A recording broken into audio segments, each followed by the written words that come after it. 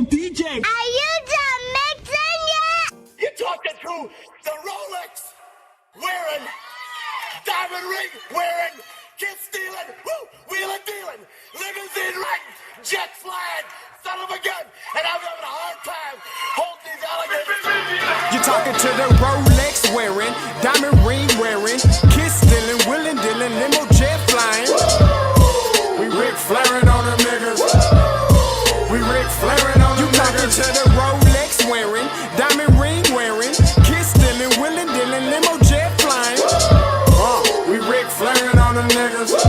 Check, we Ric Flairing on them niggas. It's apparent these girls staring. I'm Ric Flairing, gold across my chest. I'm fresh to death, I'm Paul Bearing, not at all scary. When I open like Betty Wops and find to these circles that's going in like a carry shot. Woo! I'm going in like a Mary Pop off that Mary Crop at the top flow at the Marriott. So questioning me is like questioning you. See, we the best dressed, so come and get blessed with the crew. Not one but two, different ways to slaughter your crew. Committed tat across the chest, I guess she blessed with the truth. People want to see them checks, representation of proof. Living through my elders trying to resonate to the youth. But ain't nothing to get my flash on. Longevity is heavily embedded in my melanin. Layman terms, I last long. My grind repetitive, I'm smoother than real silk. Lyrical cash cow who can't cry over spilled milk. We in here. You're talking to the Rolex wearing, diamond ring wearing, kiss stealing, wheeling dealing, limo jet flying. We Ric Flairing on them niggas. We Ric Flairing on them niggas. You talking to the Rolex wearing, diamond ring wearing, kiss stealing, wheeling dealing, limo jet flying. We Ric Flairing on them niggas. We Ric Flairing on them niggas. This ain't no normal situation, this preparation with greatness. Industry full of fakeness, it's really up for the taking. See, life is what happened to you, more so how you take it. Don't get stripped of your knowledge and mentally leave you naked. I like to live otherwise. I'm sorry that I'm fresh to death. I put the polo and apologize. See, black son, we ain't nothing like them other guys. Quit to socialize, we organize, then we mobilize. Off the deep end like a scuba diver. And no confusion, just keep it pushing like Uber drivers. Woo! Business fresh just like a supervisor in a Gucci visor. Can't find a smoother rhymer. You're talking to the Rolex wearing, diamond ring wearing, kiss stealing, wheeling dealing, limo jet flying. We Ric Flairing on them niggas. We Ric Flairing on them niggas. You talking to the Rolex wearing, diamond ring wearing, kiss stealing, wheeling dealing, limo jet flying. We Ric Flairing on them niggas. We Ric Flairing on them niggas. Yeah, DQ baby. Shout out that boy Nigga for that fire track. Hey, Black Sun, sun up. What's up, Vinny Vegas? What in Vegas? Yeah. Shout out Pharaoh's Kids, D-Phase, yeah, Bubba C, yeah, Ric Flairing on them, Ric Flairing on them, Ric Flairing on them, Ric Flairing, son up, baby. Yo, DJ. Are you done mixing yet? Oh yeah, wait till we love you forevermore.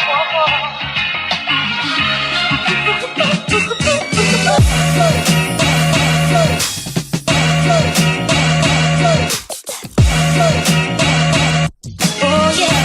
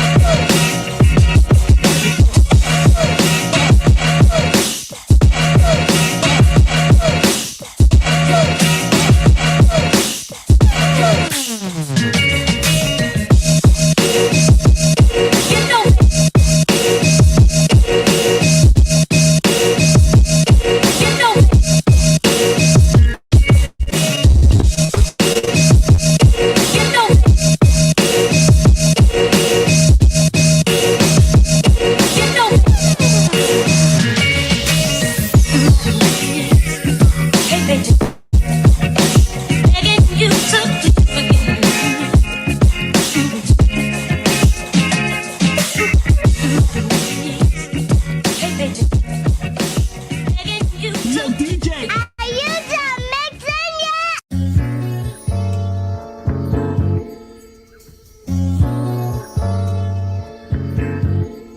Yes, sir. Yes, sir. Check. See them hoes flocking to the pimpin' doctrine that we living by, but you don't know that. See the world is mental, solving any issue starts with the mind, but you don't know that. See you think you chiefin' on that cushy killer, but it's Reggie Miller, you don't know that. You think you know, but you don't know that. Listen, peep the flow, cause you don't know that. Check smoke, hellified, qualified him. Hellify, super fly pimp. Couldn't find a better guy. Hermes shirt and tie. Crab legs, butterfly, shrimp. Your other guys are certified wimp. You need to find a better guy. These hoes love me, tell you why. Broke the motor 89. Black sun here to shine. Drop an album, steady climb. We claim a dream, we made a mind. I caught my cushion, different kinds. Ended cause of body high. I came to get the party live. Black sun, we stand alive. See them hoes flocking to the pimpin' doctrine that we living by, but you don't know that. See the world is mental, solving any issue starts with the mind, but you don't know that. See you think you chiefin' on that cushy killer, but it's Reggie Miller, you don't know that. See you think you know, but you don't know that. You should peep the flow, cause you don't know that, pimp. Now we in the wind with no blowback. Only pause for cheese like a Kodak. You see the black sun sign on my throat hat. Looking so fabulous in my throwback. Ain't enough for us to get a throw track. Yeah, we find them hoes just like a low jack. See your video, the shit so wet. You misrep the city and can't go back. We don't chase the trends, we some trendsetters. Had it hard in the beginning, that was getting better. Try to get up in the game, but they didn't let us. Now they can't block our wins like a thin sweater. But we didn't let them, no we didn't let them. Kill our grind, waste our time cause we getting cheddar. Hold it down, cold town, straight to lead better. No more talking to these niggas, let the leg hit them. Hoes flocking to the pimpin' doctrine that we living by, but you don't know that. See the world is mental, solving any issue starts with the mind, but you don't know that. See you think you chiefin' on a cushy killer, but it's Reggie Miller, you don't know that. See you think you know, but you don't know that. You should peep the flow, cause you don't know that. Yo, pimp the pen to make the dollar holler to my money grand like my mama's mama. Asalama, Lakem baby, I'm a rhyme disciple. Line so deep you can find a fossil inside my haiku shit. Want you peep the mind of a poet, nigga is fly as a lotus, producer of the motion. Got your girl tryna set sail in my ocean, and I'm gonna rock a boat with these wavy quotes. Plant a seed of need, and when it rains it grows into a tree of lust. A nigga is a squirrel tryna get a nut, y'all. Nurture hoes is in your nature. Why I'm high as a blimp sitting on the spaceship. Couldn't deflate my country ass compatriot. Verses like Booker Eli, but I think I'm paid. I'm more like a Bronco from Colorado. She wanna ride high, she mounts me pronto. I give that holy dick to lost souls. Sleep on me, I break naps like hot cones. Above your head like cyclones that didn't land, or UFOs that hover planes in Vietnam. See, I see your mixtape, all I see is spam. Shit, I gotta take a break just to give a damn. Don't make me flip a man with my pippin' hand. The only time you flipping grams is on Instagram. Niggas really tryna jump in the sizzle pan. Fucking niggas get ate like we live in France. Start with the legs, make them crawl to the wall. Turn into an episode of Saw. Mirror, mirror, mirror, tell me who is freshest on them all. If it ain't me, you dead wrong. Cause them hoes flocking to the pimpin' doctrine that we living by, but you don't know that. See, the world is mental, solving any issue starts with the mind, but you don't know that. See, you think you chiefin' on that cushy killer, but it's Reggie Miller, you don't know that. See, you think you know, but you don't know that. You should peek the flow, cause you don't know that. Cause them hoes flocking to the pimpin' doctrine that we living by, but you don't know that. See, the world is mental, solving any issue starts with the mind, but you don't know that. See, you think you chiefin' on that cushy killer, but it's Reggie Miller, you don't know that. See, you think you know, but you don't know Yo, that. DJ. Are you done mixing yet? Ha! P-I-M-P, I believe I am. K-I-N-G, I'ma need my crown. Yes, sir. Move at light speed out my way, goddamn. Get out the way, you gotta get out the way, homie. P-I-M-P, I believe I am. Oh, yeah? K-I-N-G, I'ma need my crown. You know. Move at light speed out my way, goddamn. Swerve. Get out the way, you gotta get out the way, homie. Swagadelic, the Virgo, not Trey Galactica. Higher than the pilot, Columbia crash massacres. Your time is up, use a ladder to mark your calendars. Avalanches of branches, broken glass hazardous. That's what happened, who happened to try the challenges. Treat the challenges like a 42 car pile up, all of them challenges. Now they asses reduced to ashes, they all was so arrogant. So I pull they bitches like leashes, they all at the Sheridan. Ain't no feelings involved. What is going on? What is going on? It's your boy, Scotty. Listen, I'm back again. Back again. And as the thumbnail title, however you want to talk about it, what it talked about is simple. We here for Go James. Rest in peace. Hey, listen, can we get a moment of silence for the Warriors? All right. Listen, my man, LeBron James, is the freaking GOAT. How can you not love LeBron James? How can you not like every essence of LeBron James? Now, don't get me wrong. First of all, shout out to Deontay Hampton, my man, in the comments. He sent me a video. I'm going to play it later today with Shannon Sharp. Well, if you haven't seen Undisputed, listen. If you're not watching Undisputed, Shannon Sharp, you are living under a rock. Get away from First Take. Get away from Stephen A. Smith. Get away. I like Max. I definitely like Max. But get away from Stephen A. Smith. For real. You need to be watching Uncle Shay. That I just want to, you're missing great television if you're not watching Undisputed. That's number one.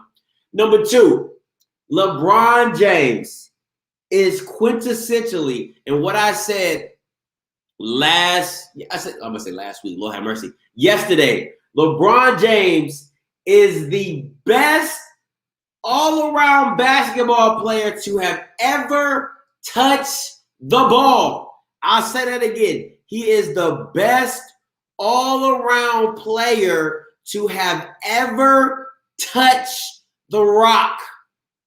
The Rock. He is the man. $100 grand. It's nobody better than LeBron James. Now, before I get into the epic shot, right, I want to make something very clear. Anthony Davis is the softest, tallest big man I have ever seen. And the problem with that is the Joker, Embiid, Rudy Gobert are going to give him the business because he is allergic to the post. He is anemic to the post. He doesn't, I've never seen somebody so big want to shoot so many threes. I understand that's how it went. I understand that's how the game is going. I get that. But at some point in time, you got to act like you that guy and go in the post and get a bucket, my dude. Get a freaking bucket. It's too easy. When you go small, technically small, and Anthony Davis is your number 5, and he is guarded by Kevin Looney. You're guarded by Kevin Looney? Sir, the disrespect. You had Draymond Green putting you on a... Listen, Draymond Green could have made Defensive Player of the Year from that game alone. He was putting Anthony Davis in the slammer. Straight clinks. Straight lockdown. And if you don't know, now you know. Hey, shout out to Blue Bloods. Shout out to my man Blue Bloods. Hey, go check his YouTube channel. He has great content. When I'm telling you he has great content, he has great content. Oh my gosh. Listen, Anthony Davis and Draymond Green was the battle of the night. But when you have the chance to get Kevin Looney, you got to go to work. And like my man Hamilton said, Dre Green was guarding you all night, but was putting you on straps. Striggity. How can you can't be the guy getting strapped up like that. Now, I understand having a bad night, but when your bad night consists of shooting, I think it was like 0 for 8 from 3. You're 7-2. How are you 0 from 8 from 3? You should be 2 of 5, maybe 3 of 6, something like that. I'll take 2 of 6. You shoot 9 to 10 shots. Now, granted, he made a big 3 down the stretch, but you were doing nothing in the paint. You were doing nothing in the post. And you're not even, listen, this is my frustration with him. You're not even fighting to get position. You're not even calling for the ball. You're supposed to be the guy. It's supposed to be you and LeBron as the guys. You got Wesley Matthews balling out there. You got my man Alex Caruso, Mr. Put It On Your Head, balling out of there. Kuzma gave you good minutes. Who else was doing their thing? Schroeder was doing his thing, but down the stretch he was making some bad decisions. And he was, let's put some respect on Steph Curry's name. Let's put some. Listen, no disrespect. Listen. I'm big. With dark skin, light skin type stuff. That's big for me. You know what I'm saying? So I'm not on the light skin bandwagon for Steph Curry. No disrespect. You know what I'm saying? Like, cool, whatever. But last night, he is unfreaking.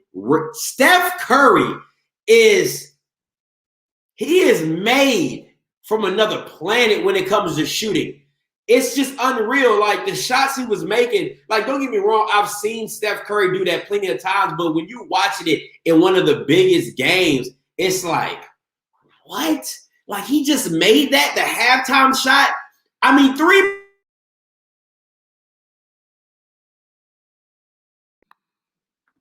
it's like three people was, hey, let me know if you guys can hear me. Let me know if you guys can hear me. But there was three people guarding him.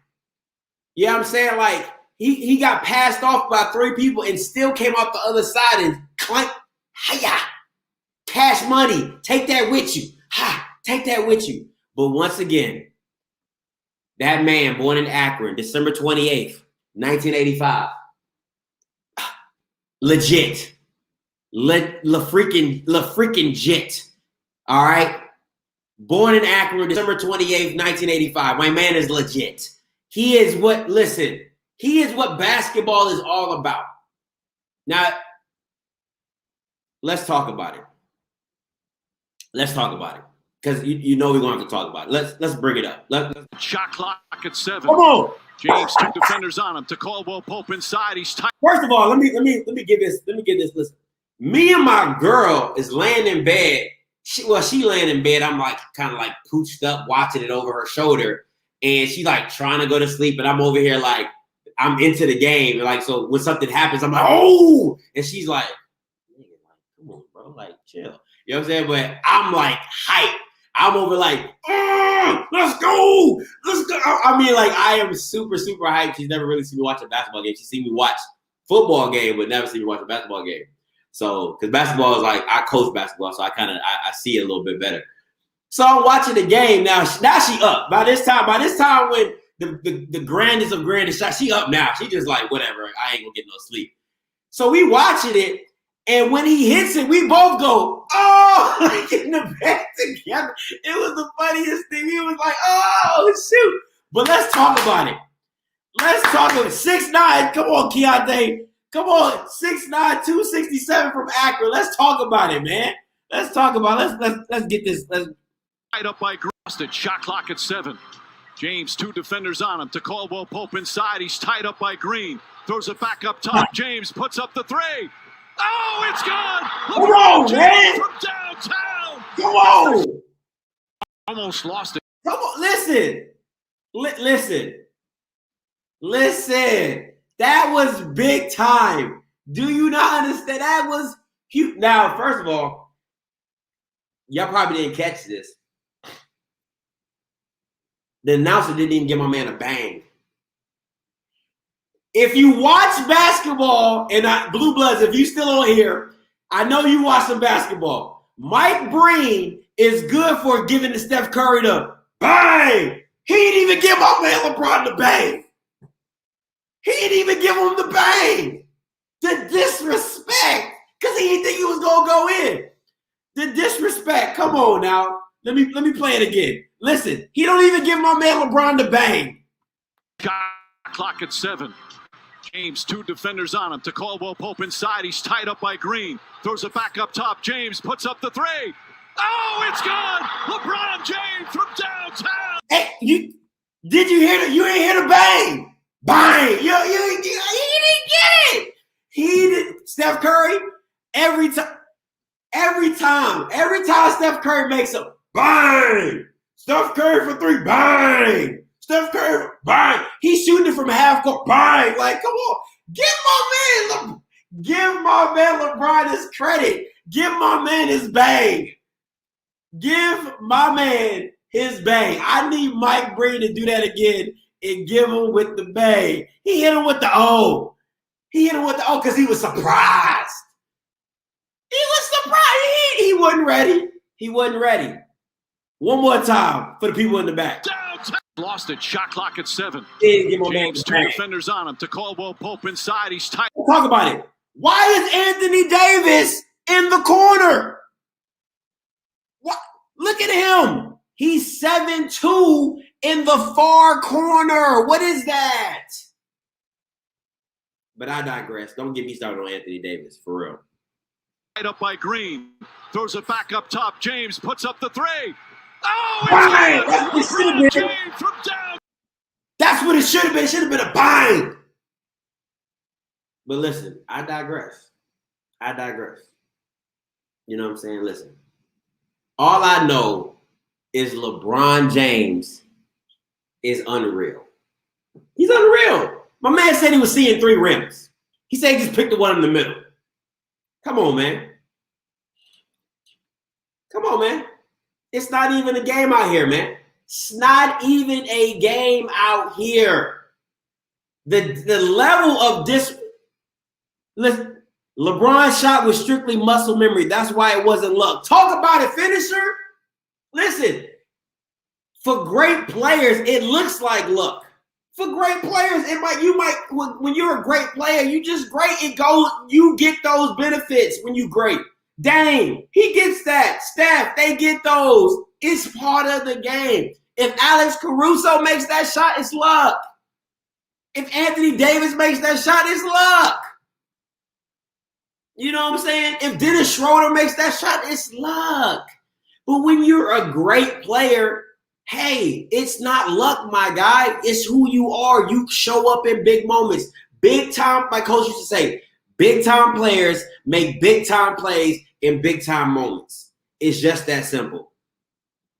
Come on, man. It's skill involved in this thing. But when it comes to LeBron James, and you know who was hating, my man Skip was hating. Skip Bayless was hating on. How are you hating on my man? That is the clutches of clutches shots. It's really disheartening. It's really disheartening. Now, what I will tell you is, I wouldn't want to be the Warriors seeing the Grizzlies. And I know that might not sound like a lot. But at the end of the day, hey, and if you want to call in, call in line 701-801-6395, 701-801-6395. The call lines are open. You already know how I get. That's why it's up there. The call lines are open, all right? You want to talk about the game. Skip, man, listen. You can't listen. LeBron James could cure cancer tomorrow and Skip be like, well, the way medicine is going nowadays, it was just bound to happen. But LeBron did. Let Kawhi do it. Did you see Kawhi? Did you see what he did? I'm like, what? Did you see the great point guard of Rajon Rondo? Did you see what?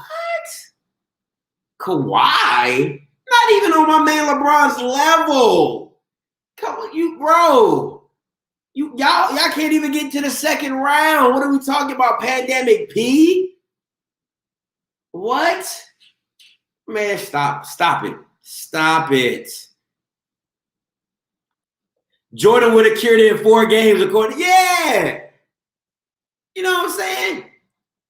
Listen, listen, if I'm the Warriors, I do not want to see the Grizzlies right now.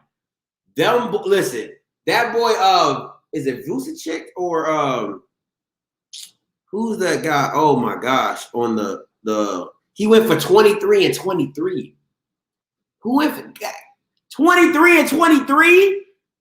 23 points, 20 and the Warriors are small in the paint. They got the Brooks brother. They got one of the Brooks brothers. They got him. They got. I love me some Ja. I love Ja. You know what I'm saying?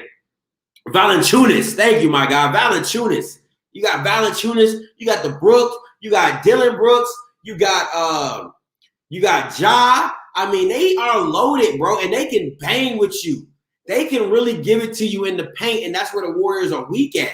So if you really had a post player, not Anthony Davis, but if you really had a post player, you could give them the work.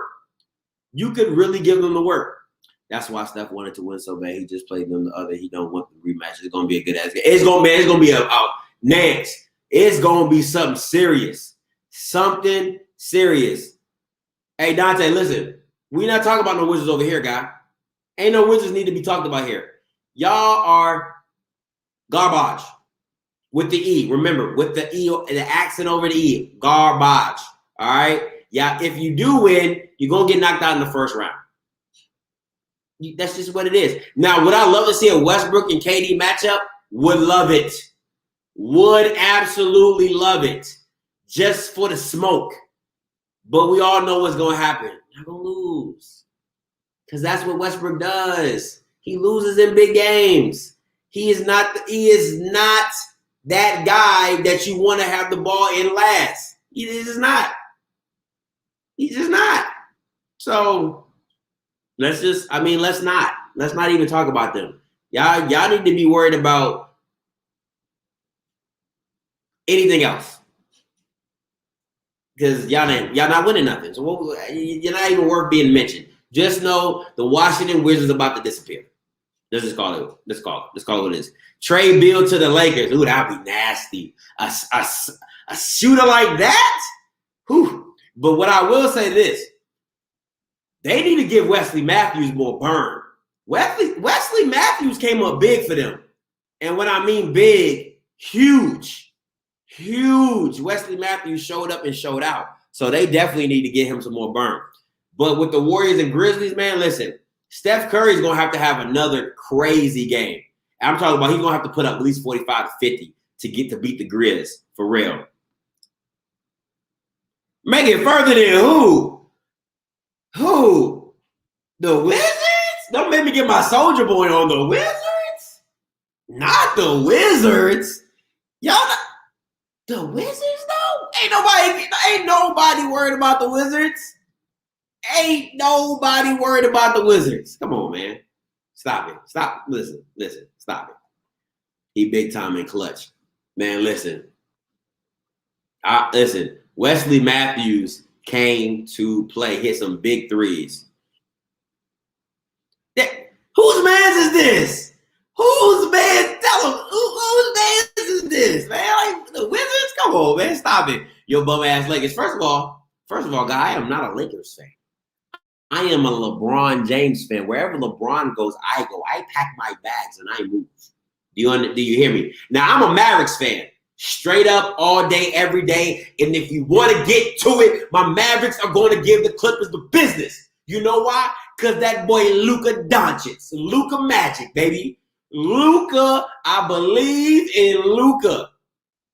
So stop playing with me. Hey, listen. Stop playing with my boy Luka. The boys, he's like,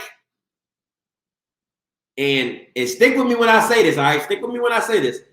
Luka is like an upgraded Paul Pierce, right? And what I mean by that is you could never really speed Paul Pierce up. He always had like a real slow game to him, but he was super effective. And I think Luka is like an upgrade of Paul Pierce, just like a better skill version of him. But that's what I would say. That's what I would say. From the DMV and love all Dallas teams. And first of all, my mom is from Texas, born and raised. Okay, that's why I'm a Cowboys fan. That's why I'm a Mavericks fan. Luka is the future MVP. The future. And he makes it look so easy. Come on, Blue Bloods. Talk about it, my guy. And if you want to call in Blue to talk about it, call in. But real talk, he is that guy. Luka is unreal. Luka is so unreal. If we could just get Porzingis to stay healthy, they not ready. They not ready. They not. Now, Rondo is a big piece. And I will say that because he helps function, gets the ball rolling, gets the ball movement, and all that type of stuff. But they not ready for it. They're not ready for my man Luka. It was our trash. Don't even know anybody outside of Russell. They got somebody called he got a name from Naruto. That's Hayashima Maru, something like that. Umachimaru, somebody like some dude from Japan. His mama black, his mama Japanese, his daddy black. He about 6'10". He trash. Rui Hamakachu, something like that. What's your thoughts on how Lakers picked up on the defense at third quarter? Listen, call in, Nance. Come on, Nance. You already know what it is, baby. Call in. You know you always good here. Shoot. But I loved it. I loved it. And it was the intensity brought by Alex Caruso and Wesley Matthews. They brought that intensity and solidified that defense. And that's where the Warriors lost the game at, was in the third quarter. They legit lost the game in the third quarter because they were just chipping away. And honestly, if Anthony Davis gives you anything in the third quarter, I mean, an ounce of okay, you know who was trying to throw the way again? Who was trying to throw the game away in the third quarter was Dennis Schroeder. How many pick and roll throwaways are you? The man is 7'2". Why do you keep trying to bounce pass it? He's 7'2". Play high, pick and roll. Keep it high, throw it high, keep it high. Come on, man. That's basic basketball. If you throw it low, you making Draymond Green play. You're making Draymond Green bigger than what he is when you play the ball low like that. You pick and roll off of it, keep it high, take it high. It was annoying, man. It was Dennis Schroeder kept trying to force feed Anthony Davis, and Anthony Davis was either one, blocked up, or two, was soft with the ball. And I'm like, what is you doing? What is you doing? I'm like, what is we doing? Crazy, man. Crazy. What's up, Primetime? We finally agreed on the script. Go James. Go James, baby. Go James. You already know what it is, man. I will call in, but it's a low where I'm at. No problem, my guy. AD plays like Nate Robinson, trapped in a big man body. So that's big facts, Blue. That's big facts. My guy Rondo used to just lob it to AD.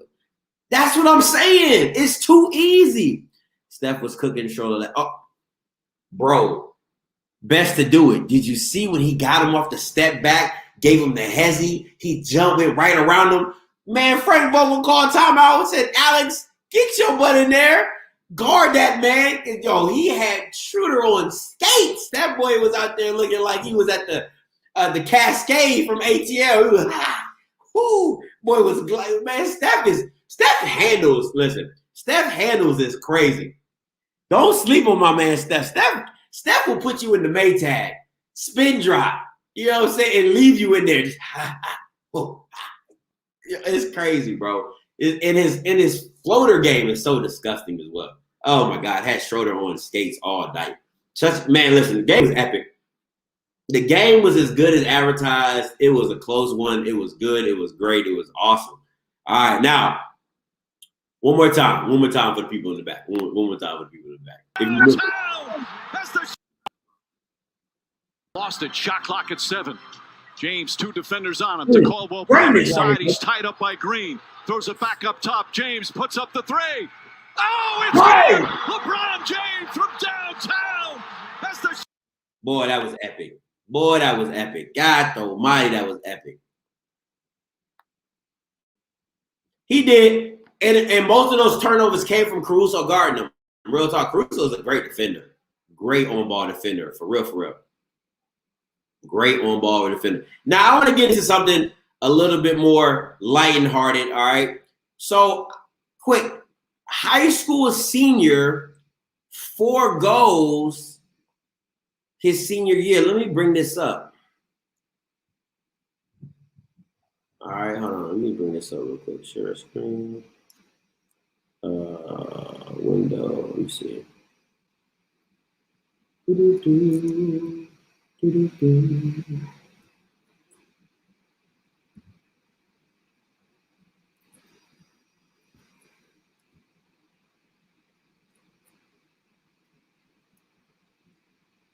All right, so I want you guys to check this out. High school kid forgoes his senior year. I know it's tough to read or whatever like that, but real quick, the kid is a junior and committed to Texas. All right, I'm gonna try to get an interview with him. I think it's the coolest thing possible. All right, I really think it's the coolest thing possible. A junior playing football forgoes his senior year to just work on his, kind of like how they do for the draft. You know what I'm saying? Like they either don't go to the bowl game or they forego their senior year to kind of work on their stuff, their craft. So that's what he's choosing to do. And just goes into, and he's gonna go after his senior year, he's gonna go play for Texas. Man, listen, I would do that. If I'm already committed, if I already got the looks and the scouts that I want, I'm doing that. If I've already committed to a school, I have no benefit of playing my senior year other than making myself get hurt. If I'm being 100% honest, I love this. I freaking love this. And if you read it, if you go and read it and read his Twitter, he says your body, football is a violent game and your body can only take so much. You know what I'm saying? So he's preserving his body. I don't know what position he plays. He might play a little running back, you know what I'm saying? But if he definitely play running back, I would definitely do that. This is going to be common thing for big time recruits. They watched all the seniors last year do it due to COVID and they can enroll in December. Man, listen, it's a benefit. You graduate early, you come on campus early, you get involved, you saved your body from that year of just, you just rehabbing and stuff like that. Now, don't get me wrong, you can still tear an ACL training. You can still, tear cartilage in your knee. You can do all that training, but it's less likely to happen with you doing it in a controlled environment instead of on the football field. I love it. I freaking love it. In fact, he doesn't have to worry about getting hurt. He can just focus on school and getting bigger. Man, listen, I love it. I think this kid is starting something. I don't know if many kids have thought about doing it or whatever, but if you're in the category to do this, if you're a 5-star coming out your junior year, your senior year, you're a 5-star, 4-star, or you already know where you're going and committed, I don't see what's wrong. I don't see the problem with this. I freaking love it. I'm gonna try to get him on. If you guys can add him on Twitter for me, I'm definitely trying to get him on to talk about his decision of why he decided to do that, and I freaking love it. Freaking love it. All right. The Mather got a DN who's a sophomore. He already got 32 offers. Now I would play my junior year. I think that would be as far as I go. I would play my junior year and I would forgo my senior year. Real talk. Because what does the state championship do for you? Don't worry, I'll wait. What does the state championship do for you? Nothing. What does going in the state playoffs do for you? Nothing.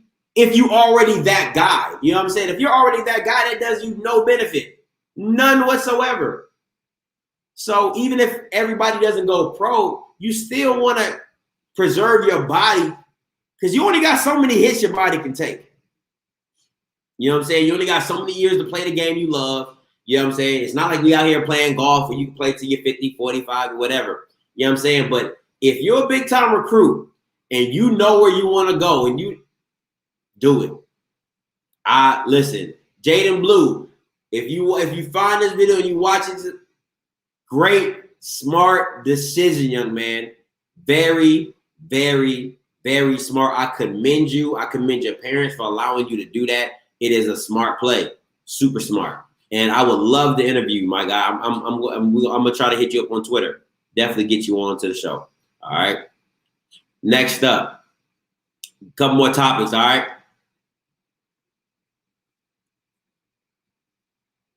Who's coming out the West? Put in the chat below who you got coming out the West. All right. Let me know in the chat below if you want to call in. Call in line is here. 701-801-6395. 701-801-6395. Who is coming? Excuse me. Who is coming out the West? You already know. Listen, if I'm being honest, not swag. We're not talking about the swag. Let me be more specific. We're not talking about the swag.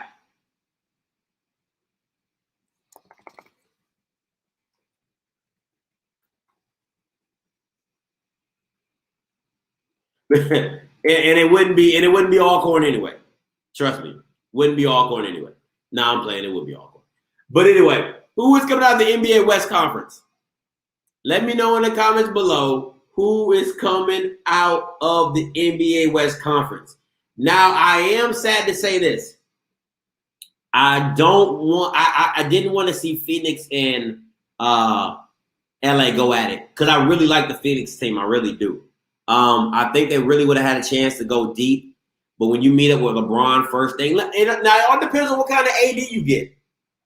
If you get New Orleans Pelicans AD, you know, post move shots, if you get all that, cool. But if you get what you got last night from AD, you're not going out the West. All right. If you have a team that you got going out the West, who is your sleeper team? Who is your sleeper team that you got coming out the West as well? So give me two teams. Who you got and who you got your sleeper team.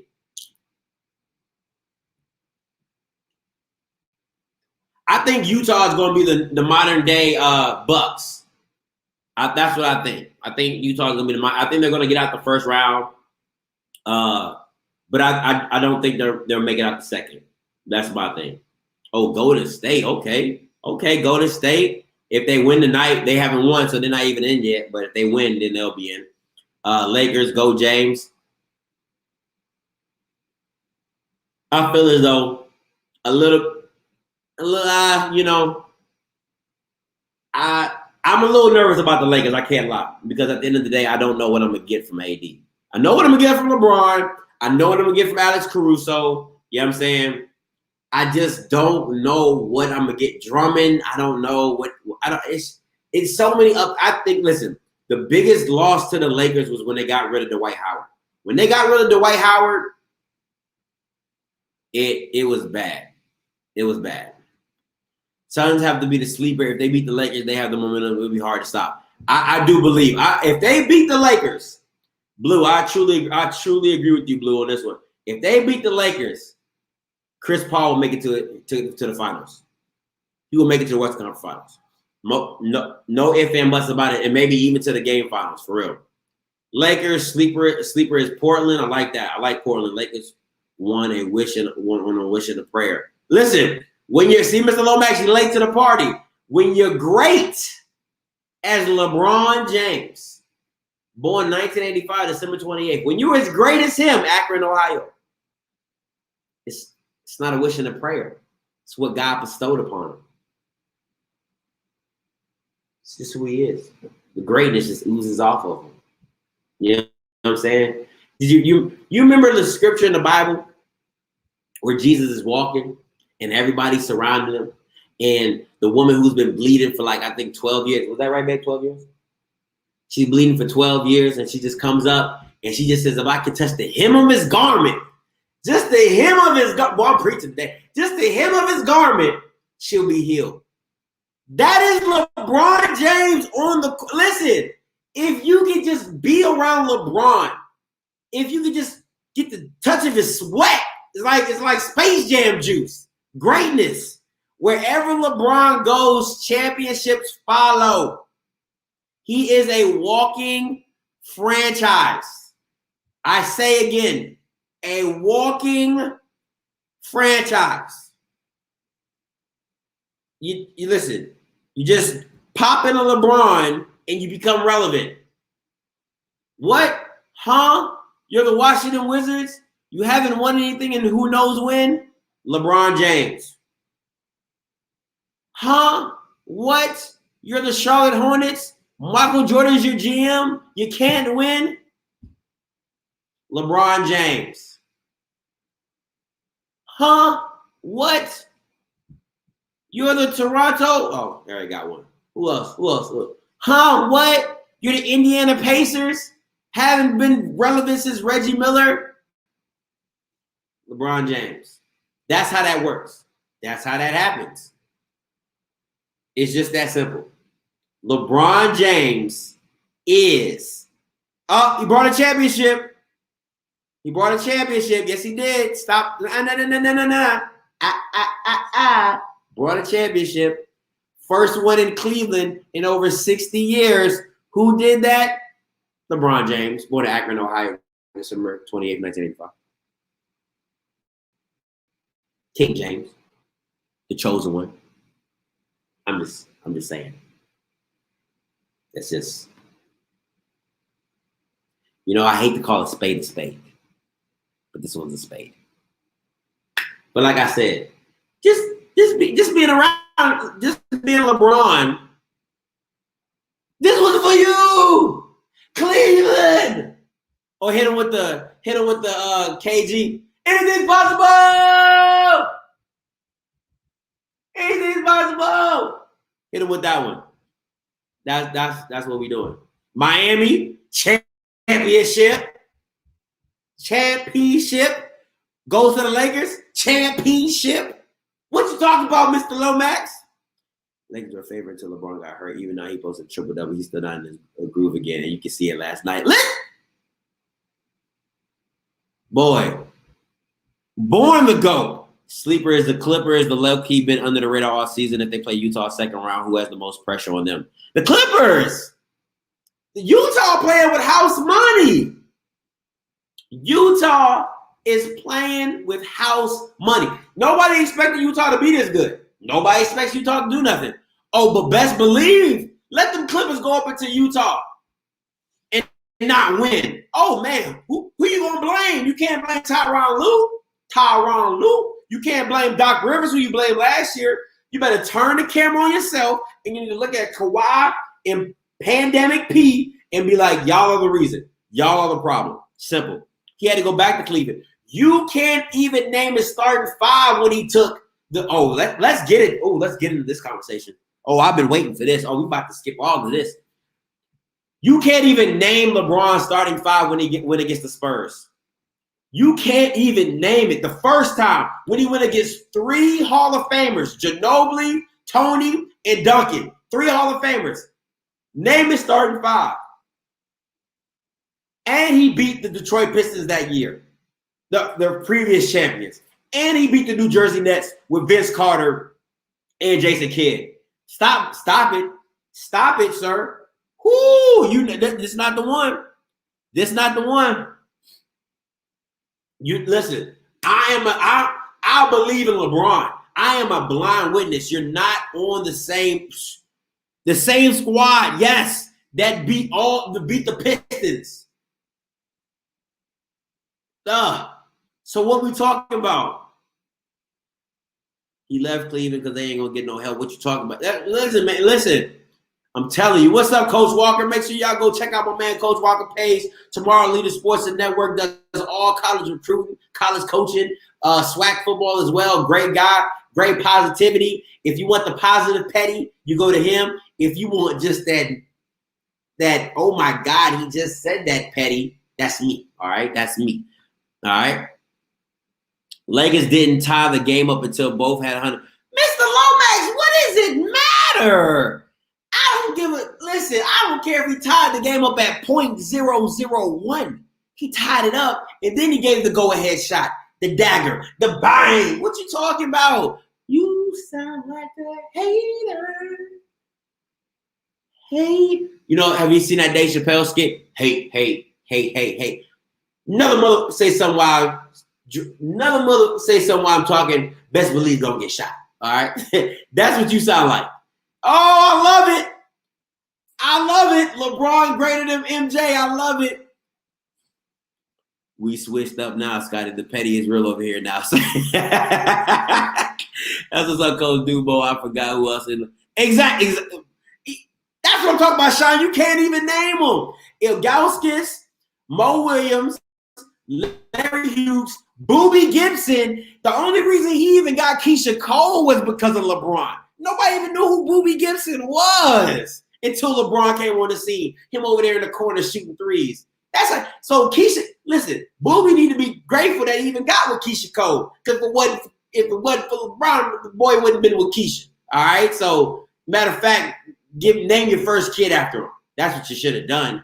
That's what Eric Snow. You see, look, that's what he took to the final. He had to go through the East with Eric Snow, Larry Hughes, Mo Williams, and Andrius Ilgauskas, and another guy. What? Come on, man. You are putting the disrespect that you're giving my man LeBron is just unfathomable right now. Unfathomable. What? And he had to go against one of the greatest coaches of all time, Ginobili, Parker, Duncan, a young the dude from Australia, the young point guard from Australia. He was on that team. Who else was on that team? Man, it was just crazy. The team was loaded, bro. You didn't have a chance. Of course he got swept. That is a system. You're playing against a system when you're playing against Popovich and Duncan and Ginobili and Parker. Come on, man. Like, nah, bro. Come on, you got to be. Come on now. Oh, we get to it now. Oh, we get good now. Jordan would have went out in the first round like he did all throughout his career. Never lost in the first round. See, and then people like to say this. Well, he never lost in the championship. Jordan never lost the championship. But bro, how many times did it take him to get there? Oh, we don't want to talk about that. Oh, it just took him having a top 50 player of all time to get there. Oh, we don't want to talk about that. Oh, it took him having one of the greatest coaches of all time to get there too. Oh, we don't want to talk about that. You can't even name LeBron James head coach when he went to get the Spurs. Name him. You can't. Come on, man. Come on, man. Stop it. Stop it. Listen, you will not disrespect LeBron James on this channel. You won't. I won't let you. Thou shalt not pass. You know what I'm saying? It will not happen on here. Straight Lord of the Rings. That shall not pass. You hear me? Won't let that slide. Will not. Let's talk about that. Kwame Brown versus Barnes, Jackson, Stephen A. Smith. Listen, if you not calling in for this one, I don't know what to tell you. If you not calling in for this one to give me your opinions, I got to hear from the horse's mouth. You feel me? 701-801-6395. Now, what I'm going to tell you is this. Listening to Kwame Brown, I respect him for what he said about Stephen A. Smith. Real talk.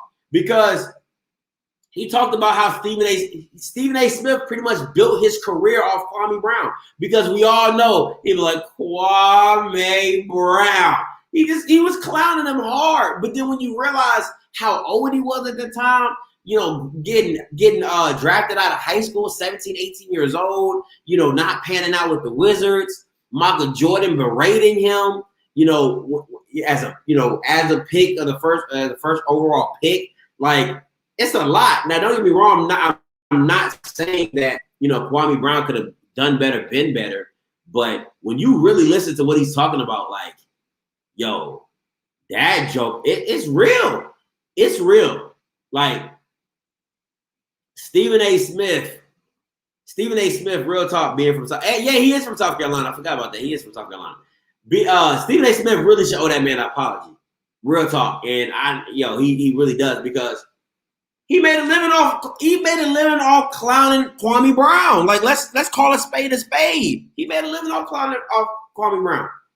And think about it. And I like how Keyshawn Johnson said this. He said, nobody's really a bust if you make it to the pro level. He said you could have just peaked. You really could have just peaked. You know what I'm saying? You can't just come to DC at 18 from South Carolina. Listen, that's facts. DC is not, listen, DC ain't won nothing in I don't know how long, but what I tell you, they are fandom. Lose in DC if you want to. Lose in DC if you want to. See if you can. You'll get you will be chastised. DC is not a game. It is like Philadelphia Part 2. You know, they call it brotherly love up here. DC, the chocolate city, boy, they don't play no games. And the crazy thing is they ain't won nothing. So you got a city that ain't won nothing having expectations like they Alabama or something. That's the serious thing. That is the serious thing if you want to, you know, call a spade and turn up and the woman can't focus. It's a lot of stuff. And then when you got Jordan breathing down your neck, come on, man. It doesn't go well. Nick Young, Andre Blas, Gilbert, niggas would turn up. Man, listen, that's facts. I love Gilbert Arenas. I did. I love Gilbert Arenas' time in Washington, for real. All I know is they done woke up a sleeping giant. He got on Charlamagne. Yeah, I saw that. And he came hard for Charlamagne. He was talking about how he was raping underage girls, how he raped I think he raped his wife or something like that. I don't know. But he was going in. God almighty. I was like, ooh-wee. I was like, listen. And Steven Jackson and Matt Barnes, they usually for the smoke. It says all the smoke. Their podcast is all the smoke for a reason. They are usually for the smoke. But Mike Brown, that is correct. Mike Brown, Levi, I appreciate that. Mike Brown for the championship. He let Charlamagne have it. Yeah. Oh, man, listen. Giving it to him. But Steve, listen, I'm not going to lie to you. Over the past 2 or 3 years, I've been losing more and more respect for Stephen A. Smith. And it started with the Colin Kaepernick thing. Real talk. It really, really started with the Colin Kaepernick thing. And it to me, it escalated to the point where T.O. was like, Mike, Max is blacker than you. I don't care what anybody said at that point. Everybody was thinking it.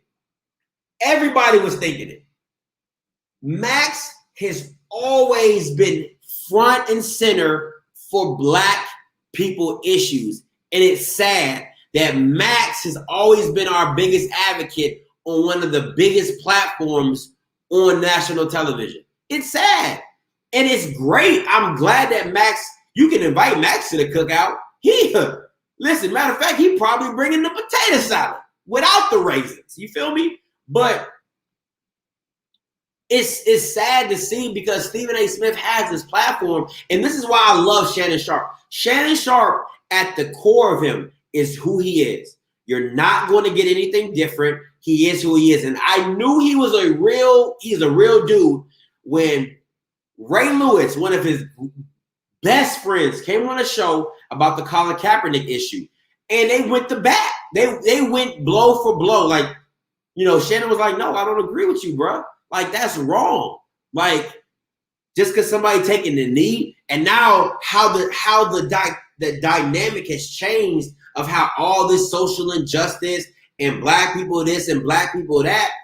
And now you kind of looking at people on the outside who on the outside condemning Kaepernick are now on the inside pointing out like, nah, keep all that. And the Blue Bloods can say First Take and ESPN, the show has straight fallen off. Yep, Cliff, we can and we should. We're going to take this YouTube thing over, Blue.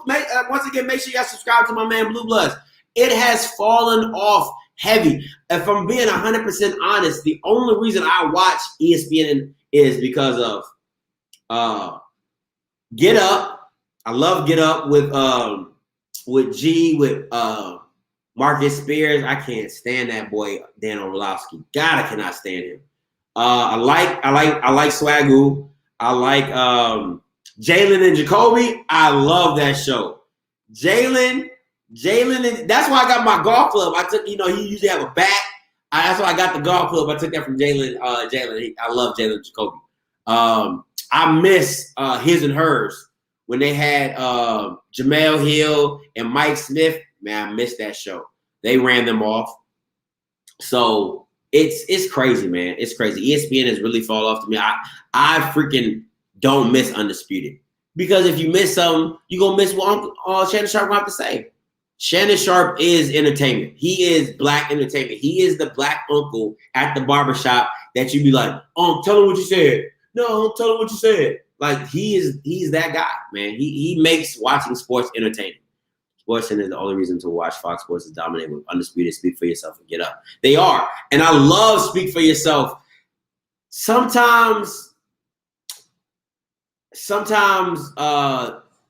not Sam Acho, the other one.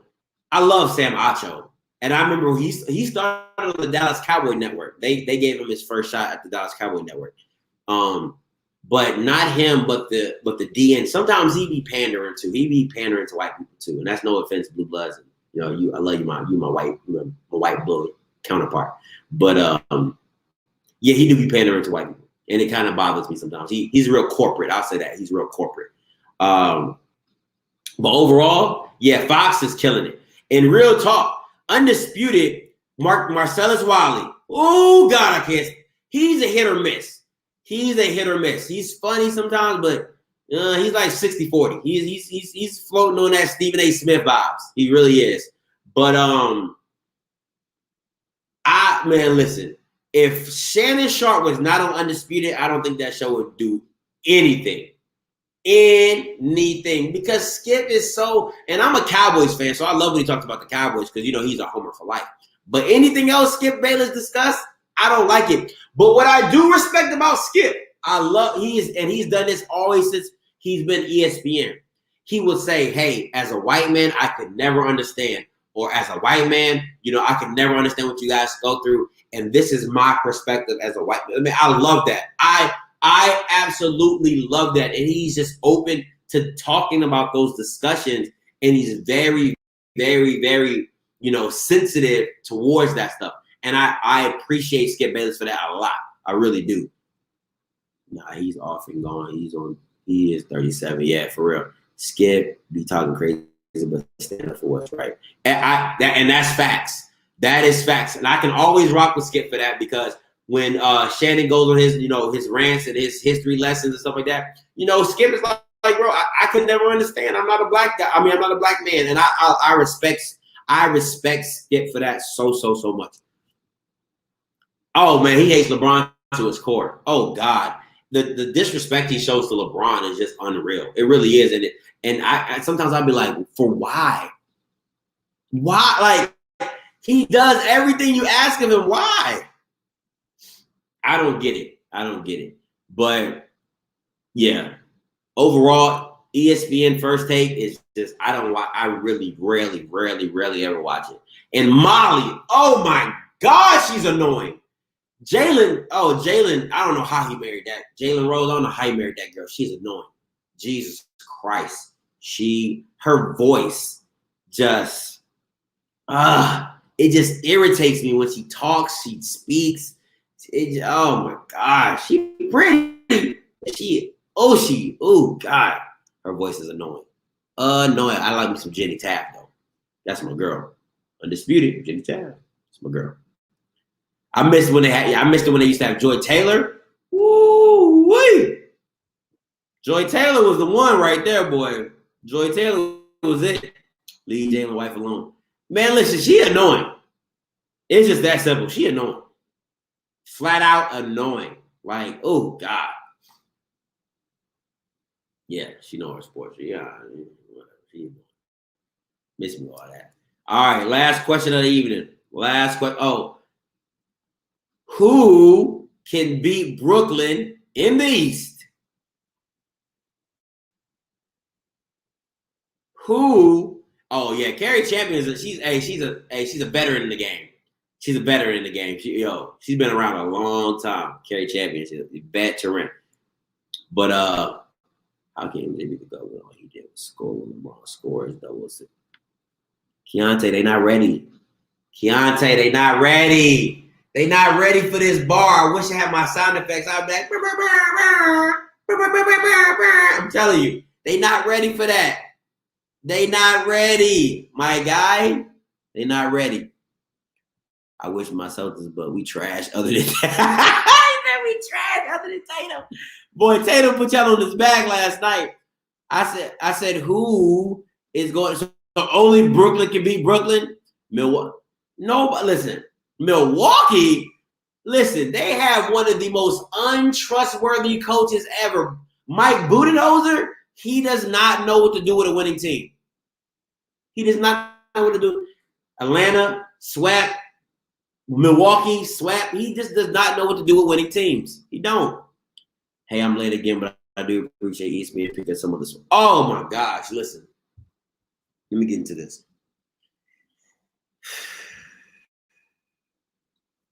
Okay. This is listen. Okay, Mr. Lawrence, let me try to break this down for you. ESPN is pimping HBCU sports right now. They're pimping them. Straight up pimping HBCU sports. And this is why. All right. because it's what guys do to a girl, right? So HBCU is a girl you used to date. She's not hot, you know, she's whatever. ESPN is the pimp, right? You date this girl, the guy, the ESPN. So you date this girl, she's old news, she's not as hot as she used to be. That's HBCU football. She's not as hot as she used to be. So you leave. All right, you leave. You're like, you know what? I'm gonna go date somebody else. I'm gonna go see what's out there. They date the Power Fives. They date all that extra stuff, FCS playoffs and all that stuff. They come now. The girl HBCU. Oh, she done found a new man, Dion. She done found a new man. Oh, she hot now. She popping. Got her boobs done. Got her butt done. She got the waistline tight. She got the waistline slimmed up. You know what I'm saying? Now ESPN like, oh, is that Marie?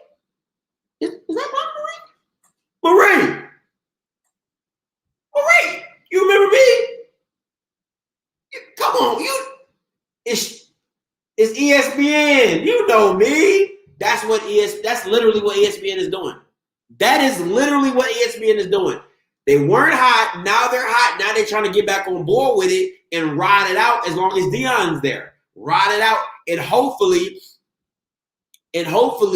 that Ed Reed and Ray Lewis come to the SWAC so they can keep building up on that. Listen, if I'm the SWAC, I'm betting on myself. I got the publicity going. Why not build my own and make them bid for games, make them bid for individual, he said not Marie, and make them bid for wanting to do my thing. You know what I'm saying? Like, oh, now you want to come talk to me? If I'm Marie, I'll be like, oh, now you want to come talk to me? Oh, no, I know I'm the baddest thing on the planet now. Oh, I know I'm hot. So what would a girl make you do? Jump through hoops. Would you not? You're going to have to jump through hoops. Oh, you want me now? Oh, show me how bad you want me. That's what HBC should be doing. Oh, I need Ruth Chris. I need 3 forks. I need, you know what I'm saying? I need the whole dollar menu. I need all that. You know what I'm saying? Need my bills paid. Come flew me out. I need all that. Just for you to, stop it. I'm just saying. Hey, appreciate you, Sal. Hey, I'm cooking today. I ain't even got my icing yet, and I'm cooking. Not Maria. Would you see something like the SWAC network do anything? Yeah, that's what they should be doing, Blue. A SWAC network. Build yourself up. Stop looking for handouts. Go build yourself up. But what you gonna hear from SWAC alumni, old heads in the SWAC? Oh, we're just glad to be here. Oh, it's been like this since 1976, and we can't expect us to be Power Fives and look like Power Fives and be. That's an expectation we shouldn't have of each other. Why? If Martin Luther King never saw another side, if he never had a dream, if he never saw the other side of the fence, where will we be at? If we never fought for civil rights, and I know I'm taking it super extreme, but I'm saying you have to believe in yourself. At some point in time, you have to go and take your stuff to the next level. You have to say, you know what? I'm betting on me. I'm betting on the product. Like American Gangster is Blue Magic. I stand by it. It's a brand name like Pepsi. I stand by it. You got to brand yourself. Make people want to go get to the SWAC football. Make people want to go buy SWAC Network football to see these games. You're not doing yourself any justice, man. You're really not. Time for the SWAC to get their own channel, but the HBCUs have always been the bridesmaid. That's what I'm saying, Mr. Lomax. And the mentality is just trickled through. It's just trickled through so much, so it's crazy. The SWAC are doing great. Announcement coming soon. Okay. Appreciate that, EA. ESPN is really like Monopoly. They need the competition so they can get away from only showing what they want. Thank you, best to do it. Cable deal would be huge. It would be. It would need millions to support. But, homie, oh, my God, this money thing. Listen, money is, if you listen, resources equal money. Connections equal money. Dion can sell homeless draws to millionaires. Why? Because he's Dion. Dion is the product. You're not selling swag football. You're selling Dion, bringing eyes and stuff to football.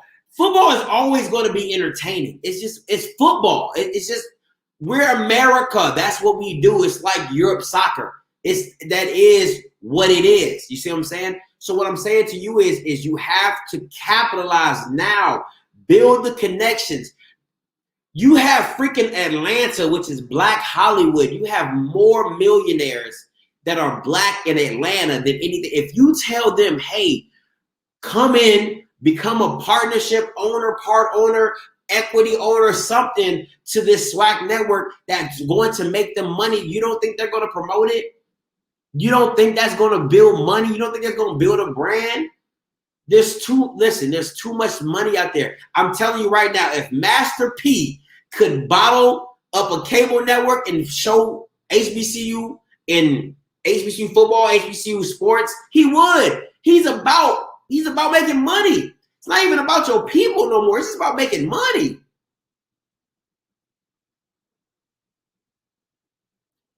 The powerhouse doesn't see it that way. They don't.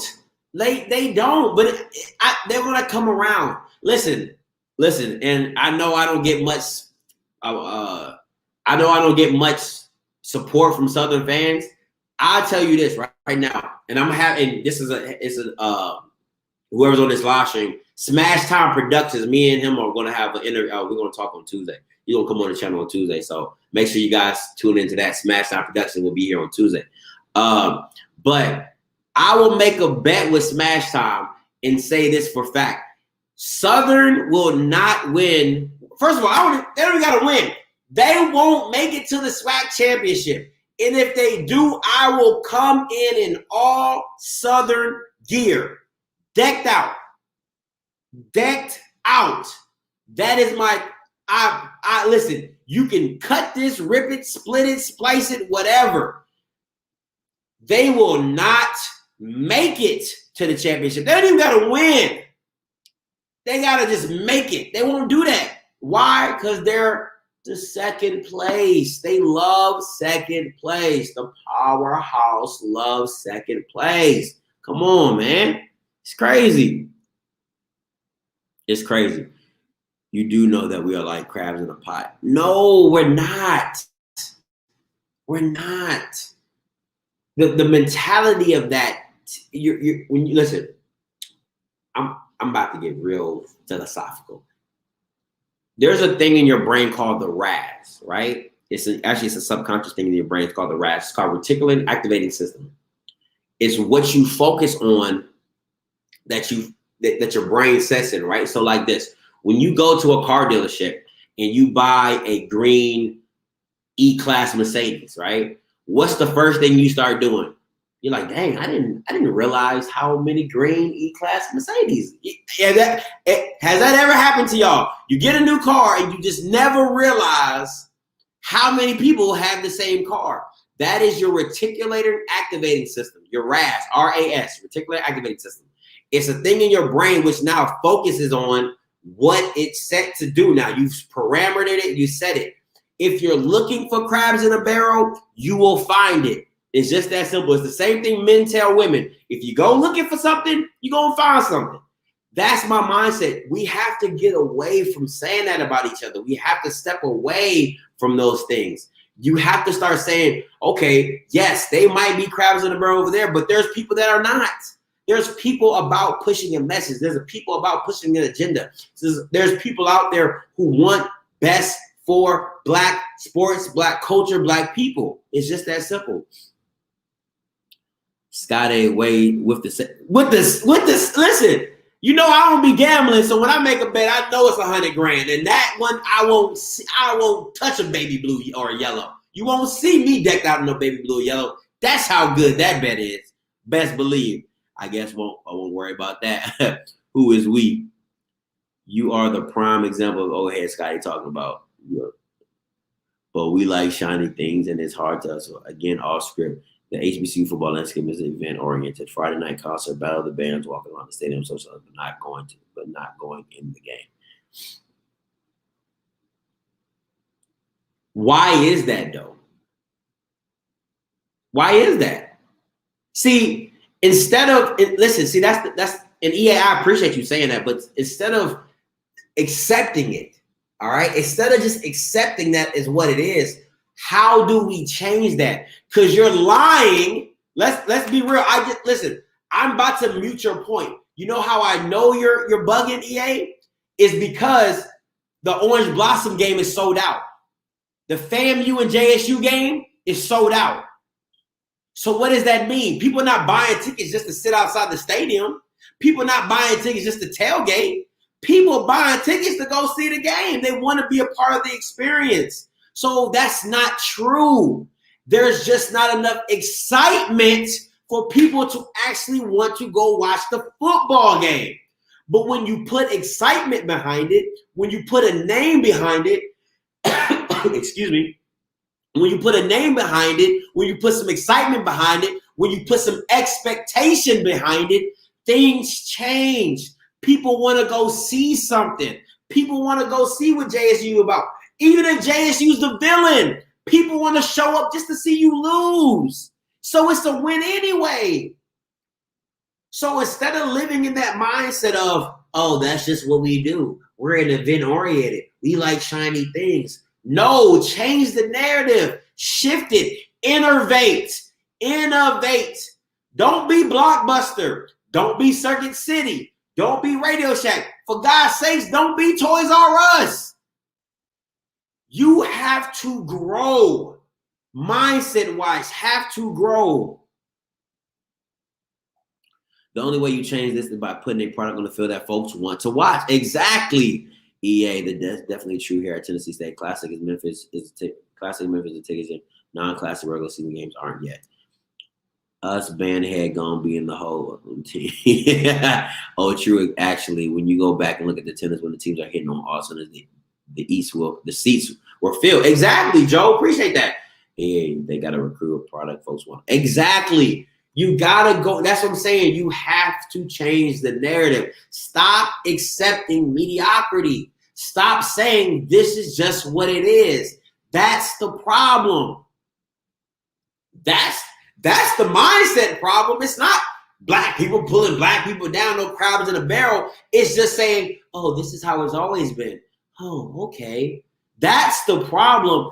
And even if it takes you a long time to get there, as long as you're striving to change something, as long as you're striving to make gains or do something different, it's worth it.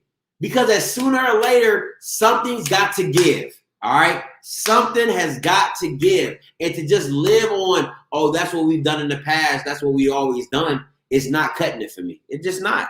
If they're not the man, they're not 10 to 50%.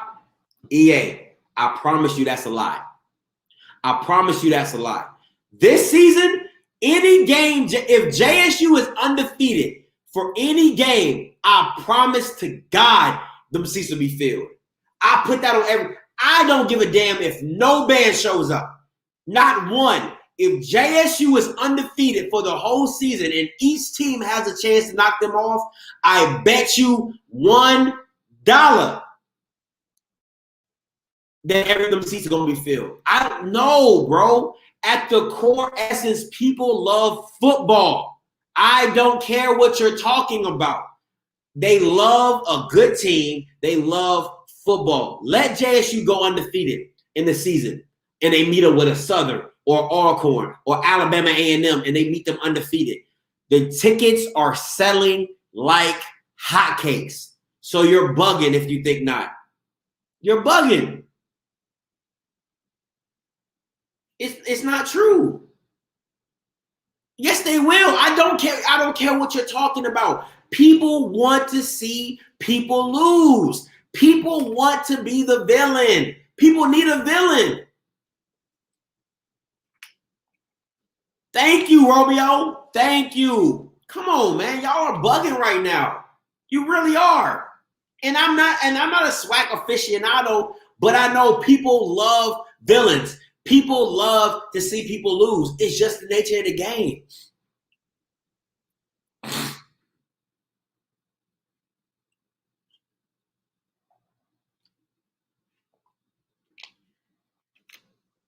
That's a good point, Blue. I'll give you that. That's a good point.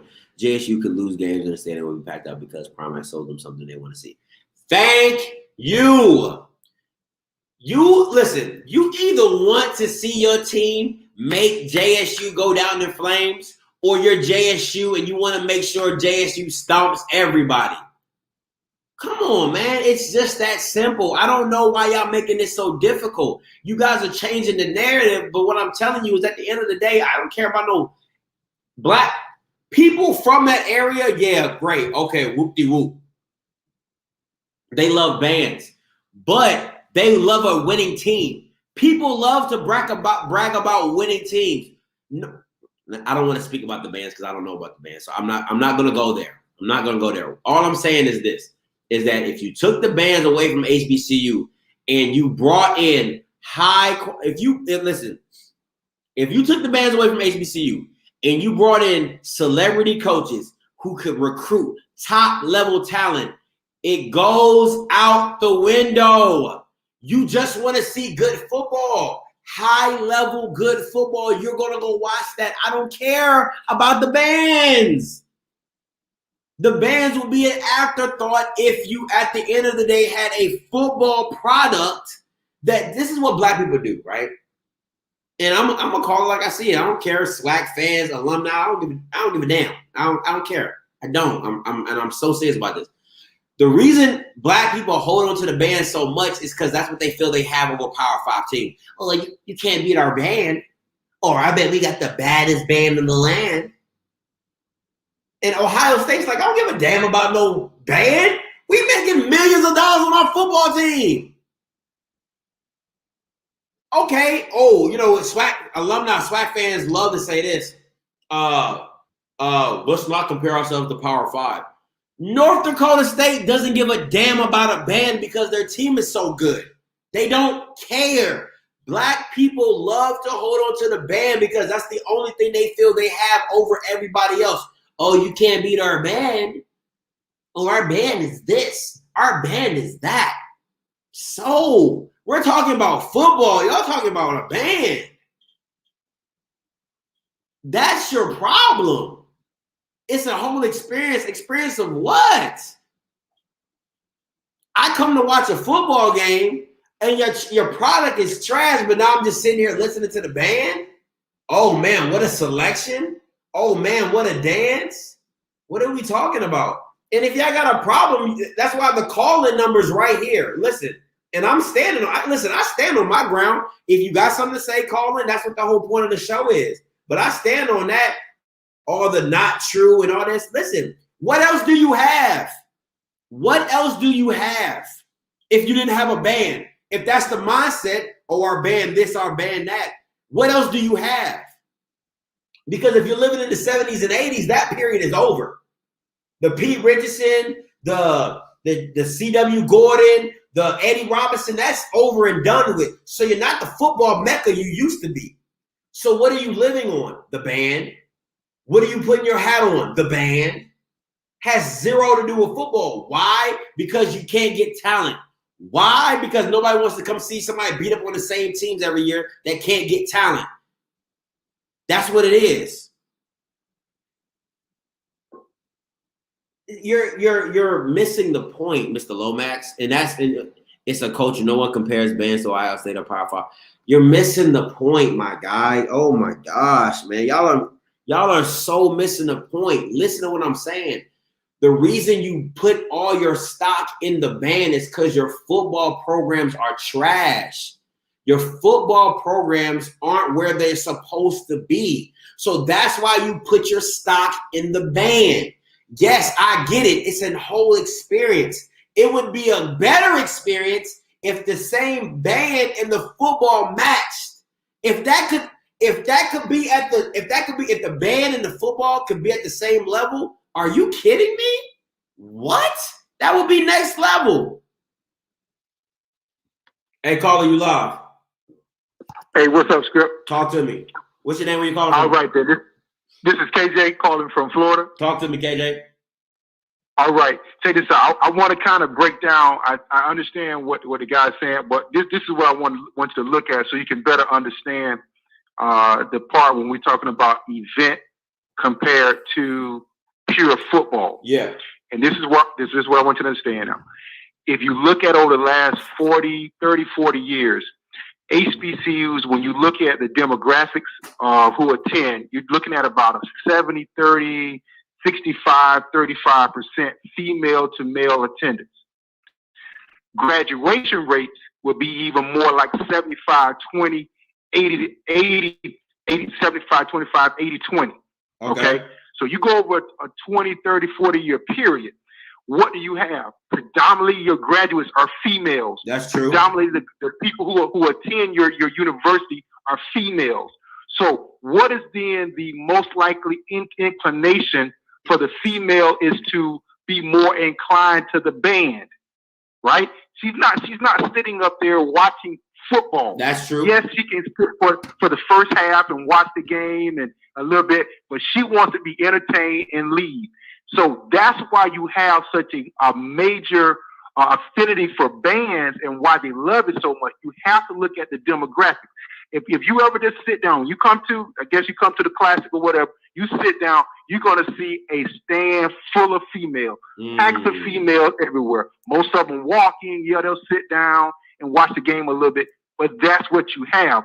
So this is what you're dealing with when you're talking about, why is the band so big? No. You got to look at the demographics and what's happening and what you're doing. You're not looking at a predominantly black male or white male that attend the game. That's not happening. So you're not looking at that pure affinity for loving football. And that's what you got to understand when you're looking at the HBCU demographics. And that's what I was telling you sometime when I talked to you other times about having to understand that it's an event. And that's the bad pill that you have to swallow in understanding we got to put on, i.e. a fashion show, i.e. something to entertain because the predominantly audience is female. So that's the part we're trying to get you to understand when you talk about, man, if they undefeated, I'm telling you, that's the part that you got to understand that, hey, it's a predominantly female from the graduation rates, the demographics, all that is female dominated. And that's what we're dealing with. So, but okay, let me ask you this. Is the lack of male attendance due to the lack of sports exposure? Because if you think of, you know what I'm saying? Like, if you get what I'm saying? Because, a lot of, when you're talking about black kids going to play a sport, they want the exposure. They want to be seen. You see what I'm saying? So it's like, why go there? Or is it just that there's not black males going to college? You know what I'm saying? Like, what is it? You know what, Script, man? I don't know. There's a delay, and I'm having a hard time picking up your Say that one more time for me now. I said, can you hear me now? Yeah, I hear you better now. Okay, so I was saying, is it because that black men aren't going to HBCUs because they want to get exposure for sports, or is it just that black males aren't going to colleges at HBCUs?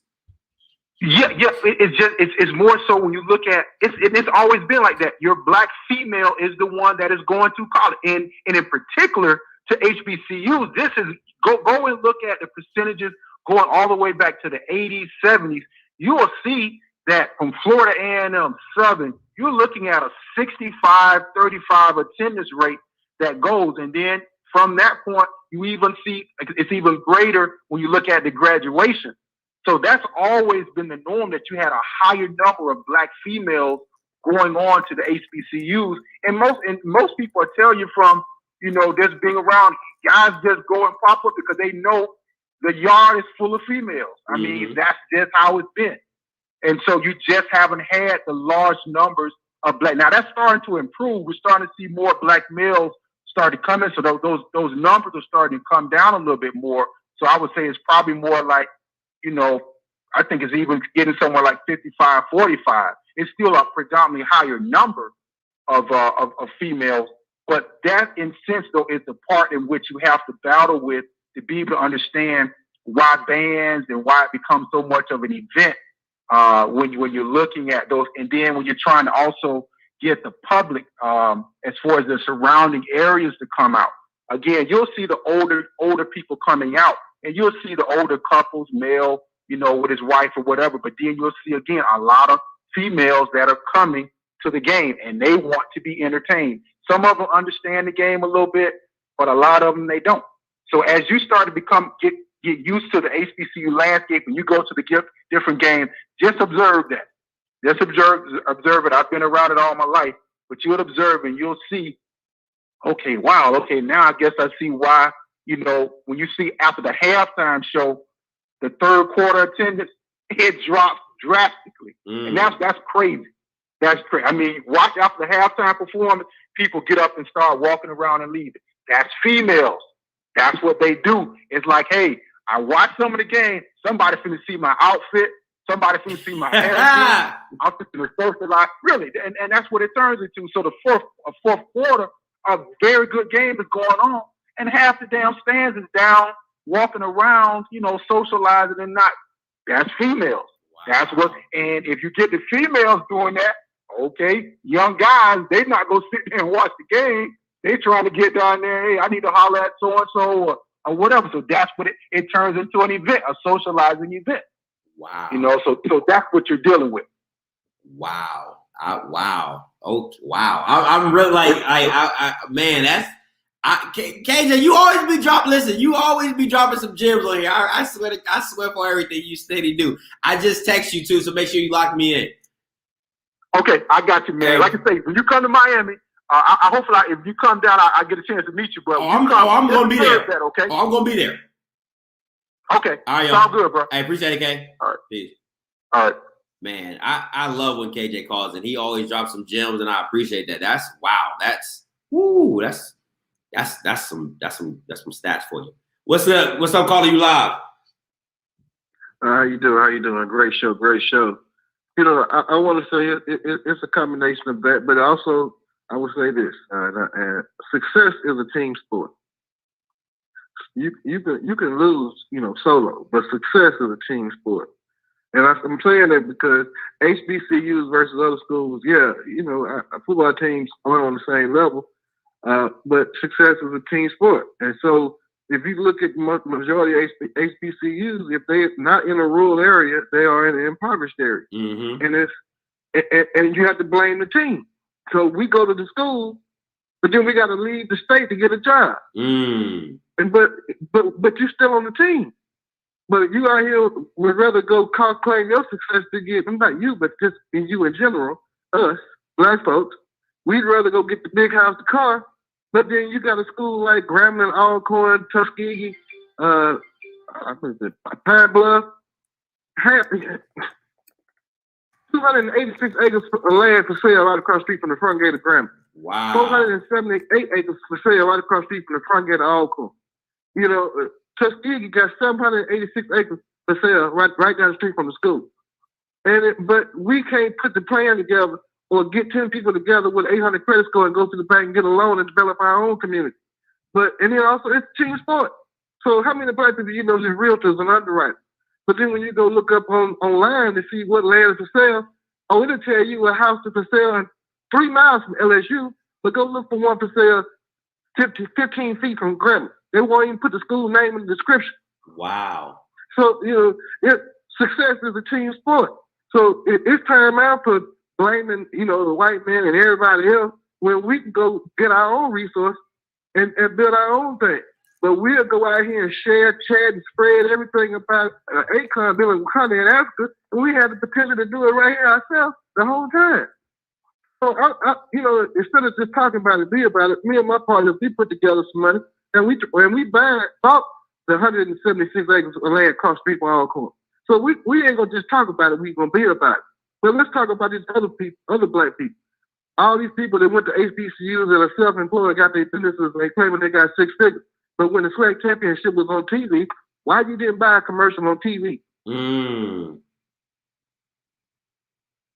So success is a team sport. So we can claim all this, the girls, the ratios, and all this, and that and the third. Money talks. The school can't recruit because they don't have the budget to send a coach all over the country. Because we couldn't get a job the same city the school is in. So we had to move wherever we moved to. But you got an alumni chapter. But the alumni can't go out here and keep having fish fries thinking they're going to save the day. You got to be proactive. You got to do something different.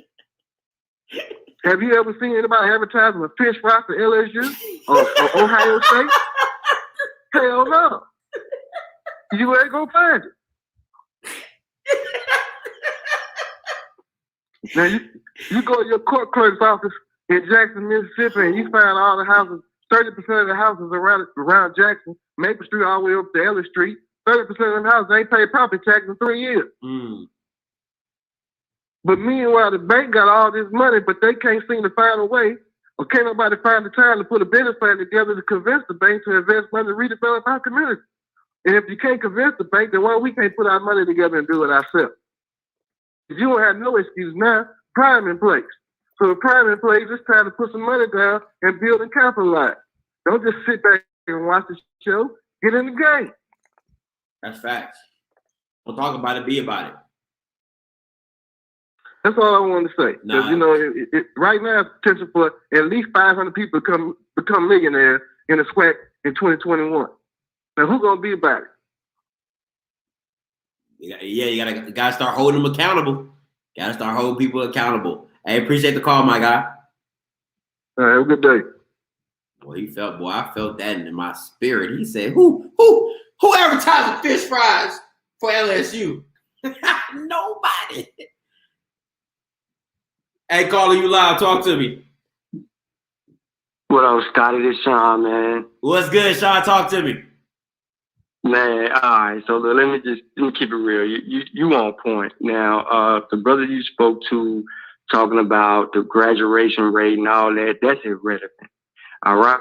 And this is why it's irrelevant. See, I'm in Nashville. And in the heart of Nashville, you got Stratford High School, an all-black school. Weiss Creek High School, an all-black school. Maplewood, all-black school. You have Pearl Cone, an all-black school. And then you have like Hunters Lane, it'll be the majority black school. And then you'll have somebody mixed in there like where I went to school, Hillsborough High School. It's a conglomerate of people, but predominantly the team and then some of the flavor of the band is all black. Yeah. You have HBCUs coming to high school football games to recruit people in the band and cheerleaders. Mm. Not the athletes that are going to these programs that slipping and sliding up out of these high schools that end up at North Carolina, that end up at NC State, that end up at Vanderbilt, some of these other SEC schools, because we had a couple of people from the city to go down to LSU and play ball and stuff like that. So you have that kind of talent in the area, and you're recruiting. Even Tennessee State is guilty of this, but I will say this: Tennessee State changed over the last few years and started making a real surge, at some of these kids. But they're coming to games to recruit band members and majorettes. And they go. This is what they're doing. So in order, like you said, if you want to change something, you got to get the dogs in there. Because what makes the band play a little bit harder is when you up 40. When you up 20. And you see what I'm saying? Make the cheerleaders dance a little harder when you blowing people out. Come on now. And the fans going crazy. They don't leave the halftime. You losing the halftime. What the hell they gonna stay for? Hey, might as well show my outfit off. Huh? I said, might as well show my outfit off if we lose it. Right. Come on, man. You know what I'm saying? Now, all the other stuff is true. Yeah, you got the women there, the majority of them, they coming to HBCUs. Yeah, the men is down. Yeah, true enough. But if you putting a product on that field, you keep them after halftime. Prime even said that when he was going through the whole little spiel. He said, I'm trying to put a product together we can keep the fans' butts in the seats. Because he wants the whole thing. He don't want halfway. Yeah. Yeah, man. I just wanted to call in, man, and give you that, man. The approach is different. They recruiting. They go into these high schools to recruit these kids, man. And I know that because a lot of these HBCUs, they come to the Pearl Cone and White Creek games, the Pearl Cone and Stratford games, the Pearl Cone and East High. Notice I say Pearl because that's next door to TSU. Yeah. They come into all the black high school football games because it's also a battle of the band. But these high schools that I mentioned outside of White Creek, they kind of fell off as of late. The high schools that I mentioned go to the playoffs and make a run deep into the playoffs with them bands, with them majorettes. I stand by. Put it together. You know, I listen. I like I said, I love what KJ's talking about because he gave me a viewpoint that I didn't know. Because once again, like I have not been a part of the whole SWAC culture and experience, but I stand on the. I will go to my grave. Winning breeds changes. It just does. I can't express it enough. I can't say it any more, super prolific or super, like, I don't got all the stats to back it up, but I know people love winners and and I know for a fact all corn people show up because they know they're going to be champions. Like, I don't care what nobody else is talking about. People show up to them games because they know they got a championship team. So that's just yep. That's how I see it. I mean, you on point, bro. You on point. And I'm not taking away what KJ is saying or anything like that. But I'm saying the other side of it, because I went to TSU. So the other side of it is I know how they're doing because my coworker's son was being recruited by Mississippi Valley State, TSU, and two other HBCUs I can't think of. And Southern. And Southern came all the way to Nashville because this dude can play the drums. Wow. For the drums, though? For the drums, bro. And Pearl Cone was 11-0. And they came up there. The band instructor came all the way up there for some drums, bro. Wow.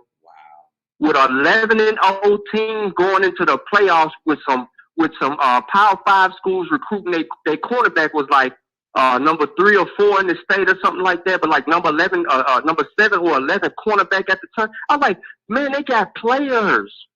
He ended up going to North Carolina. I'm like, they got players. And y'all up here for somebody in the band? That's crazy. Hey, appreciate the call, my guy. Anytime, Sean. All right, homie.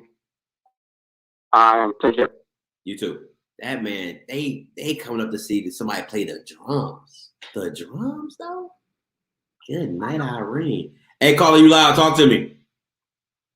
Yeah, this Levi calling out of Jackson. Talk to me. Hey, I just want to call in. I go to the football games to watch the game. I don't really just be there for the band. I mean, don't get me wrong. At Jackson State, we got a nice band, but the guy said that, the people get up during the third quarter and they leave and go out, walk around. That's only if we getting whooped.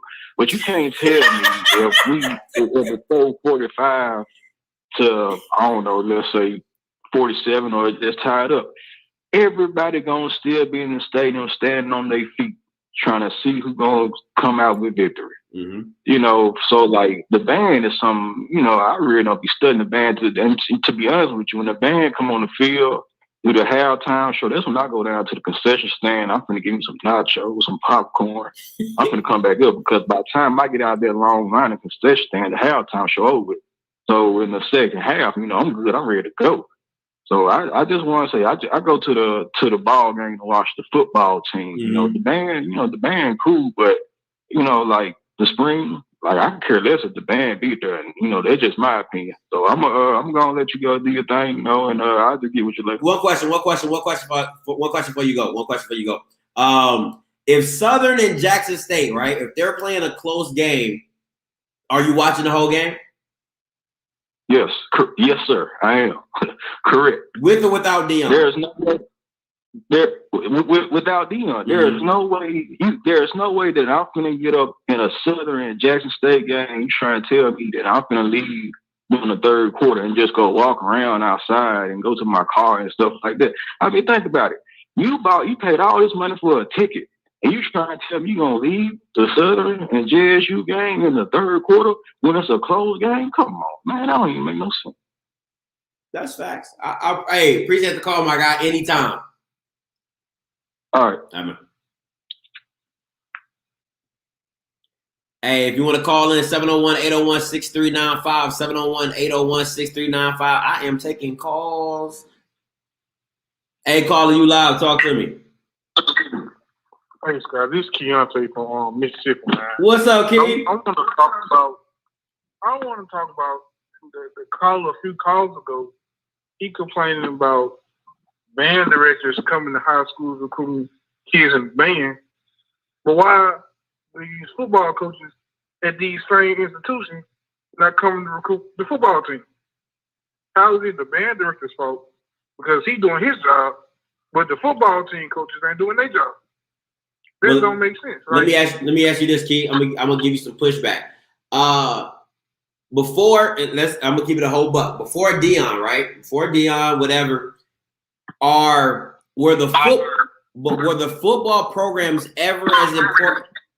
Were the football programs ever as important as the band? In the SWAC? Yeah.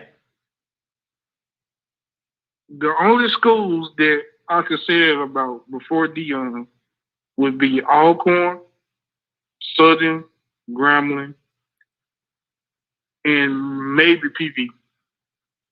Okay. So my thing is this: if the bands are always put in the forefront, because at the end of the day, that's where you're getting your publicity. That's where think about it. The Sonic Boom, the Jukebox, these are nationally televised bands. They're playing for presidents, they're playing for national parades. Like you see what I'm saying? Like they're pushed more in the limelight, so they're given more freedom to do what they need to do to keep that limelight. The football teams are in the shadows. So why will I get if I'm a president of a program, right? If I'm president of a university, why would I give you funds when my band is the one that's bringing notoriety to the school, not the football program? The band is. You see what I'm saying? Yeah. So to me, it's like there's the reason that the HBCU, I feel as though the band directors are given that leeway to do more is because of the funding that they bring to the school, the publicity they do to the school. Deion is given a rope from here to California because of all the publicity he brings to the Jackson State and the football team.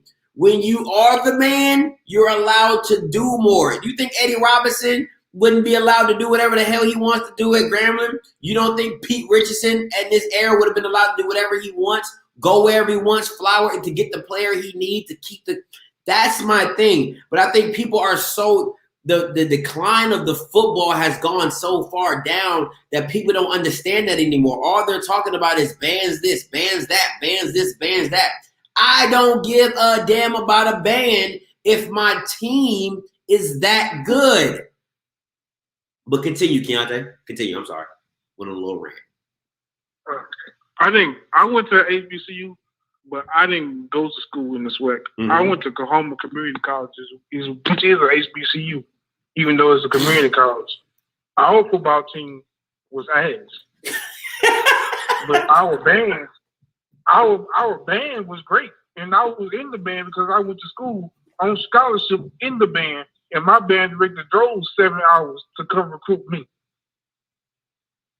So why can't the football team coach drive or go wherever to recruit a player? And I know damn well Coahoma Community College ain't paid Mr. Jefferson no money to come recruit me. You asking me that question? They give all the funds. They give all the funds to the athletic programs. The band don't get shit. We pay for our own stuff.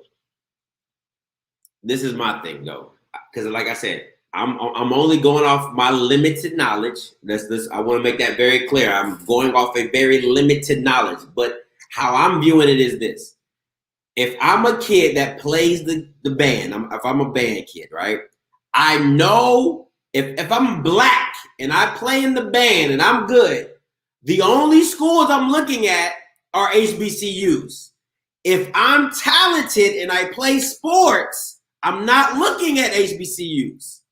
Do you understand the difference? You've put so much emphasis on the band instead of your football that you're not getting the top talent like you would for the bands. So if I'm a band director, I can go recruit the best of the best black trumpet, bass, because I am the best band. You want to play in the band? I'm the best band. Not Ohio State, not Clemson, not Florida State, not Florida. They don't play for presidents. We do. We're on the Macy Day Parade. We're in nationally televised events. Not them scrubs. Ain't nobody caring about no dot in the eye. Ain't nobody care about that. So what I'm saying, but there's not the same veracity for football because black players of high caliber talent don't want to go there because they're not getting the exposure that they want to go to the next level. That's the biggest difference. That is completely facts. That's all I'm saying. That's a problem in the HBCU community because take this year's draft, for example. Not one player from an HBCU got drafted at all. That's a problem that needs to be fixed. Like somebody needs to be pushing their exposure, the SWAC, and all of these alumni that claim that they went to a SWAC and now they're making 6 figures, 8 figures. Why are you not helping produce your product? I don't understand that point. You know, that's the nature of the beast. You know what I'm saying? But at the end of the day, it comes with, it doesn't, listen, I can't say money doesn't change things because boosters change stuff in Power Fives. Boosters change, listen, but at the same time, Sam Houston State, if I'm being 100% real, 100% real, I didn't see that much of a talent disparity from Sam Houston State than any SWAC team. If I'm being 100% real. And I watched the game. I watched it from the third quarter. I didn't see talent on there like, oh my God. The kid that was killing at Sam Houston State came from Howard. He was at Howard, transferred, and was killing at Sam Houston State. So that tells you there is talent in HBCU football. I'm telling you, they're gonna make me mad. I'm gonna say some stuff people are gonna get mad about. All I'm saying is this: at the end of the day, they need to get off the band and get on football. Period. Get off the band. The band is always gonna be the band because of the simplest thing of whatever. But get off of it and come on something else. All right. But I appreciate the call, Keontae. I appreciate the video too. No problem. All right, man.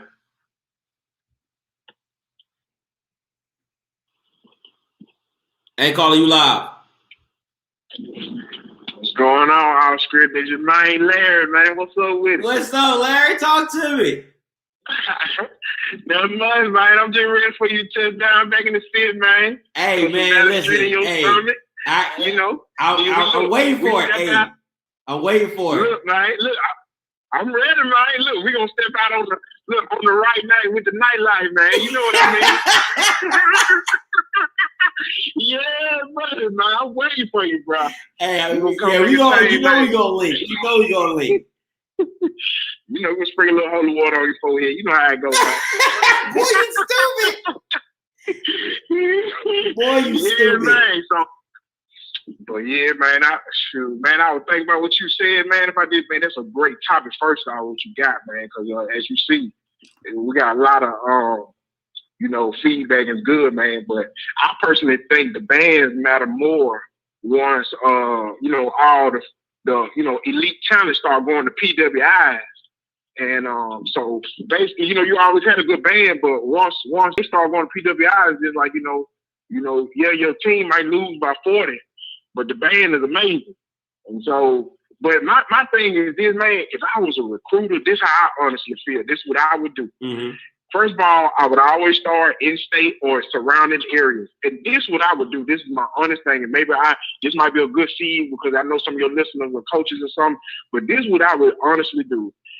I would only recruit from guys from state championship teams or runner-up teams if I'm starting out. I'm going to tell you why. Because it's always guys on their team, even though they may not have started, but they got a pedigree. You know, like it just said, like, you know, you get a dog. That dog may not have been a fighter, but they got a certain bloodline. And those guys know how to win. You get enough of them guys on your team, man, you will have a bloodline. That's what I'm saying. At first, when you said what you said, I was like, But I like when you explained it, it makes sense. Like you've been putting a program of winning. So I like that. I like that mindset. I didn't think about it like that, but that's nice. Keep going. You know, you always have your guys that's gonna stand out like a diamond in the rough. Like most time, them guys that 5-star recruits, they'll be on good teams. I'm not, you know, you will get them from here and there, but I promise you, it'll be so easy to me, especially at the HBCU, because after them top guys leave, you still got guys that are like, you know, like the trim or the fat, which still got flavor. Mm-hmm. You will skim them guys off. And here's another thing, just to throw your pennies in the wishing well, recruit them guys just in case too, because here's another thing. A lot of guys, just like one of your listeners said, that how when Texas State won the SWAC, they had got some of them guys from them PWIs and they came to the school. You never know because life happens, man. Some of them guys want to come back local at home for whatever reason. School, infractions, babies, parents get sick. Any reason, man. That guy can remember your loyalty for recruiting him. And you never know what might happen. That guy might come back and play for you. You never know, and it's going to make your program look good. But that's what I would start off. I would go to every team. I don't care if it's 1A, 2A, negative A. I'll go straight to them schools, man, and recruit number championship caliber players. I'm talking about even the water boy get a scholarship. And he was on the championship team. You never know. I want it all to trickle down, man. I want everybody that's on the championship team because, again, he may not have played every snap, but he know what it feels like to win, to go in the hard time, the trenches, because he ain't going to break. Because here's another thing. If he played against a champion every time, you're going to be against Jordan. He may not have been the best, but he gonna play against the best and he gonna be at his best. And sometimes you need a whole bunch of them guys and you make 11 of them, now you got a best team or a great team. So that's just my mindset. I would do number of championship players. I don't care if it was a kicker, cheerleader. Hey, I'll take the head of the booster staff. I'm just saying, I'll recruit them all. If they're from championship caliber, their bloodline going to flow on what you used to. Because them guys, man, them guys know how to win. They used to winning. And most of them guys that are with championship pedigree, they hate losing. And that stuff going to trickle in you the rest of your football team. Kind of like Michael Irvin when he went to the Cowboys and he told Jimmy Johnson when he became the head coach, get them losers out this locker room. Anybody who I know they ain't like us winning because I'm used to winning, get them up out of here. And you see how that went for them. So that's just what I would say, man. All right, so I'm going to say this. I'm going to have to let you go because I call it waiting, but this is what I'm going to say. I somewhat agree. Somewhat, right? And this is the thing. I had a coach when I played for University of New Haven. He had a sign that says, if you don't recruit speed, you'll end up catching it. All right.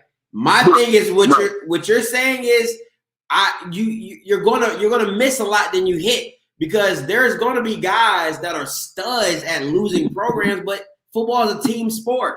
So if I got more of a team, if I got a better team than your one player, it's not high school basketball where one player can dominate the whole court and you be like, man, we just could not stop this dude. It's football. Yeah. Everybody's dependent on somebody. The quarterback depends on the O-line. The receiver depends on the quarterback. The running back. You see what I'm saying? So I get what you're saying. I like the concept of the whole mindset, like knowing what it is to take to win a championship. But at the end of the day, I'm just going to recruit the best of the best. And if that means you a hole in the wall underneath a high school, you a hole in the wall underneath a high school, I'm going to come find you. So that's my thing. But right, and but see, that's why when I first started off, I said, I understand the diamond in the rough because most of them 5-star players, they be coming from horrible teams and horrible organizations.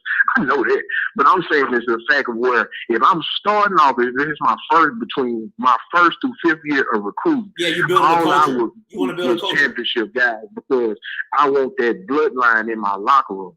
You see what I'm saying? Because, you recruit them guys. I know the diamond in the rough. I know them. But I'm saying if I had to pick my choice, I want a locker room full of winners because it's just like you say, it's like ants, man. One ant can't do nothing for you, but 1,000 ants can do a lot. And they can lift up their weight. And I'm just saying if all them guys got the same mindset, not only the locker room going to be great, but somebody out there going to fight in the trenches. Because one thing I learned about guys, man, when their blood starts flowing and the knees start buckling, who going to be a man? Who gonna let you take over your house? That's real. You see what I'm saying? That's real. I appreciate the call, Larry. Anytime we're gonna link up. But let's say no more. I got you. All right, bro. All right, peace. All right.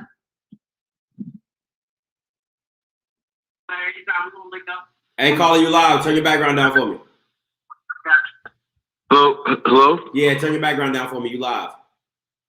So the topic is regarding him versus the football team. Roger. And it goes back to the black church. I mean, that's the best analogy because the choir would normally attract the attention of the congregation. Okay. Listen, you were about to get hung up on, but you're making some sense. Go ahead. Okay, I'm listening. So, and I have no problem saying this. It will always be about the band with HBCU, and I hope it's that way because they draw in the crowd, and just like who would you rather hear? A good preacher. Sometimes the preacher might not be, he might have a monotone. He may not be the most appealing person, but you want to hear Yolanda Adams. And that's what the HBCU band represents. They represent Marvin Sapp, Fred Hammond, Yolanda Adams, Tremaine Hawkins, those types of singers. They draw you into the crowd. Without them, no one's going to go watch an HBCU game if the band is not going to perform at halftime. All right, let me stop. Okay, let me get some dialogue in here. First of all, I want to say that you're very disrespectful because you didn't put Kirk Franklin in there. That should have been the first. I don't care about no Yolanda, Fred. It should have been Kirk. Kirk Franklin should have been the first name out your mouth. You're talking about gospel. All right, let's be very clear. Yes. All right, he's like the James Brown of gospel. Anyway, so the second part of that is I would somewhat agree with. I love the analogy of the choir. I love that because that's true. We all know as Black people, music draws us in. That is 100% true. You know what I'm saying? So I give you that.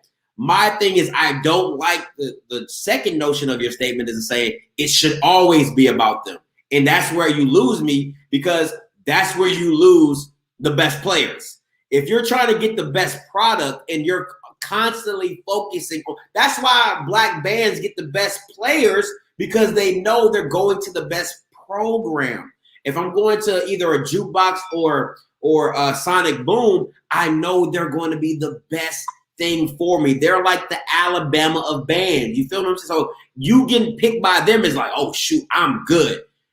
You have to get that same feeling for football, and that's where the Deion Sanders comes in because you feel if Deion Sanders is recruiting me, what? I know I gotta be good. So that's the thing. That's why celebrity coaches mean that more to the product of football because you make your program legit. Don't get me wrong. Alcorn has won all type of swag championships, but you can't beat the Celebration Bowl.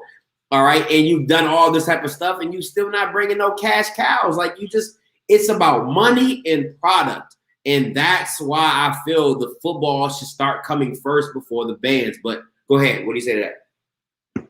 Yeah, what you said is perfect. But my only thing is that, okay, going back to the analogy of the Black church, if there's no choir, how many people do you think are going to show up in that building?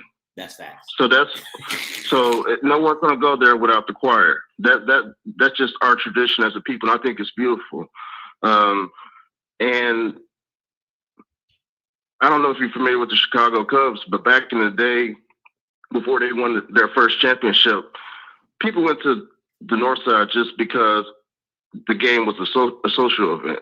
That's what HBCU football has always been for us. We don't go if our team turned out to be good, just like the preacher. If that preacher is on point today, if he's touching our spirit, yeah, we're gonna stay for that whole sermon. We're gonna, but at the end of the day, the choir drew us there, and if the preacher happened to be good, then we'll stay, and we're gonna continue to come. But that's how it is with the football team. If our football team happened to be great that year, good. But it's a social event. We're there for a minute. We're doing something positive. We're interacting with other Black people, beautiful women. If you're a man, probably find your wife in the meantime, whatever. But it's a social event. Now, if it's homecoming, then people are gonna try to get ready for the step show for the homecoming or some after party. That's just a tradition of our schools. It's never always about. When I watch every episode you have, and you're doing a fabulous job. This thing's going to expand. I see it growing so much, but it's a case where I don't think when you say powerhouse, and then you always joke about Southern University. It's never been about being a football powerhouse. Some teams have traditionally been better than others, but it's always been the football games have always been a social event for the most part. Okay, let me backtrack. First of all, I didn't get your name. What's your name? My name is Malcolm. Malcolm. Okay, Malcolm. Hey, so this is my thing, right? So let's imagine this. If you could combine, okay, I'm gonna keep with your example. The choir brings you in, right? And if you have Tony Evans preaching, if you have TD Jakes preaching, how much more are you going to get out of the church? So it's great that the band brings you in, but if you're getting fed at that church, you're like, whoa, okay, oh, this is where it's at. So I wanted to stay and experience, because to me, what HBCU football can be better than the Power Fives is it's a full, complete experience. Nobody's tailgating better than Black people. Nobody got better bands than Black people. Nobody parties better. Well, I do. White people do be partying. But, you know what I'm saying? So, and if you add that with great football, it's unbeatable. It makes players want to come to your school because of the whole environment, the culture. I get it. But one cannot outweigh the other. And if one had to outweigh the other, I'm always going to pick football, because at the end of the day, that brings the most money in if it's at the peak of what it is. That's just my thing. What do you say to that?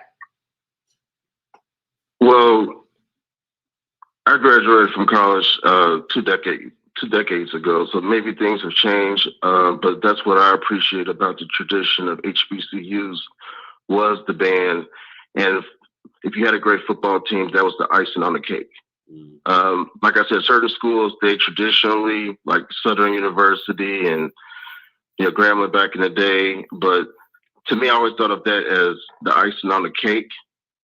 Certain teams, when you play against certain teams, there's more interest, but beyond that, I just don't think we'll ever have that enthusiasm. Like, obviously, there's always going to be a segment that's going to have that enthusiasm, but I think for the majority of the school, it's always going to be a social event. And if your team is great, you're going to support them. You're going to go to every game. But it's not going to be team. It's not going to be the primary reason you go to the game. It's because it's a social event. And I think that, what Deion and Eddie George is doing, they're going to bring more interest. But I gotta shut you down, Malcolm. I gotta shut you down real quick, and I'm gonna have to let you go when I say this after this. And you can rebuttal, but I'm still gonna let you go after this. You cannot tell me the Orange Blossom Classic is sold out because of the bands. You can't tell me that. I don't care what you want. There's nothing you can say on this phone right now to tell me the Orange Blossom Classic is sold out because of the bands. Because of the bands? People are flying down to Miami. I am flying into Miami for the bands. Explain that to me. I think it's because of you, because I didn't even know about the Orange Blossom Classic until this platform. So that credit to you, because I purchased my appreciate that, because of that. But yeah, it is because of Dion. It's because, well, I think it's Miami number one, and that we're going through the pandemic. You got to consider that factor. Is that people want to get out, people getting vaccinated.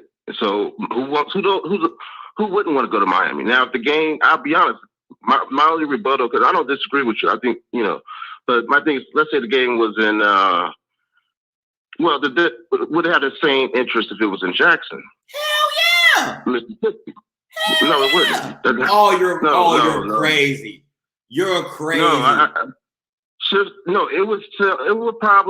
It would do well, but I don't think it would have it. People would not go all the way to Jackson, Mississippi for several reasons.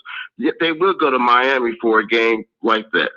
But no, if the Orange, even if you mention the Orange Blossom Classic in Jackson, Mississippi, I don't think it would do well. But I think people are going because of Miami, because that's what I'm doing. Like I'm going to take 4 days off, and well, including the weekend. But my point is, I want to do other stuff like South Beach and things of that nature, in addition to the game.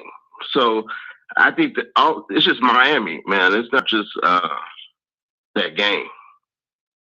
So no, I'm with you 100%. But I think it's always going to be about the band. And maybe it's because I'm traditional. Like I said, it's been 2 decades. So I just go to at least a couple of games a year. All right, appreciate the call, Malcolm. Have a good one, man. You too, man. Yep. Hey, calling you live. Turn your background down for me. What's your name? Where you calling from? This is Ronald Reese, brother, calling from Birmingham, Alabama. I'm on vacation with my family down in Florida, but I'm looking at you. Appreciate I really enjoy you. what you do, and I started following you, and I just want to chime in on this subject. So first of all, I marched in the HBCU band. I marched in Alabama band in 1989. Actually, in the transfer from there going to the Red Blue, but this subject is very dear to my heart, and I think I will look at it this way. I think the band in football at HBCU. Okay, hold on. I'm gonna need you to talk a little louder. In the 1960s, before integration, the HBCUs, the SWET schools, were getting the better football players. The Brilliance, the Jackson State, the Mississippi Valley State, Jerry Rice, Walter Payne, and all the players in Gremlin. And then when we integrated, those players, those athletes had choices, and also the people guys started to actively recruit those players. So our better players started to leave our programs. That dynamic never happened with the band. So I think the bands were good then. I just think then we had what you were talking about earlier. We had great bands and we had great football teams. I think in order to bring the football part of that, I think going back to what you're saying, I think maybe these players don't want to go to HBCUs because they don't feel like they'll get the attention or they'll be promoted in the same fashion as the band. And I think that's tragic because I think there was amazing opportunities for Black schools, and I think we should compete for players, like you said. If you look at Graham Houston, or you look at these second-tier FCS schools like Troy, North Alabama, Jacksonville State. I'm just naming some schools in Alabama. Some of these second-tier, not the Power 5, but the schools below that. I think there's no reason that HBCUs should not be competing for those players because you can still go have the HBCU experience, which I think is very unique, and I think every person should have the opportunity to do that, and also play football at a high level. And I think just being realistic and being practical, I think if we focus on those sets of players, and then we start having success, I think we can start veering over into the Power 5 recruits. But I do think we have to take steps, and I do think we have to be practical about it. But I do agree with you. I mean, why would players want to come to HBCUs when all the attention's on the band? And I played in the band, and I'm a band head. But, I agree with you wholeheartedly on that. But I do think that we need to stop giving ourselves excuses, and we just need to start going after some of those players. And I don't see why we could compete, because to me, as a young man, if I can play football still at an FCS level and have an HBCU experience, to me, I could be sold on that. I like that. I like that. Look, if you look at some of these classics, you playing in front of a larger crowd. If you at Jackson State or Southern or you're the Magic City Classic or the Florida Classic, you're playing in front of a larger crowd. Crowds can go to some of these other schools like Troy State or Jacksonville State or Syracuse State. You playing in bigger venues, you playing in front of a larger crowd, and you got an HBCU experience. I mean, come on now. That's real.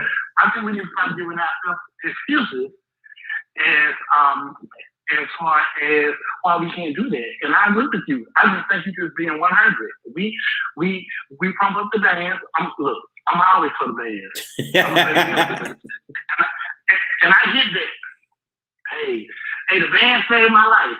The band kept me out of trouble. The band kept me out of jail. Hey, I'm all for the HBCU bands. I have nothing bad to say about the bands. But we do need to bring some of our athletes back.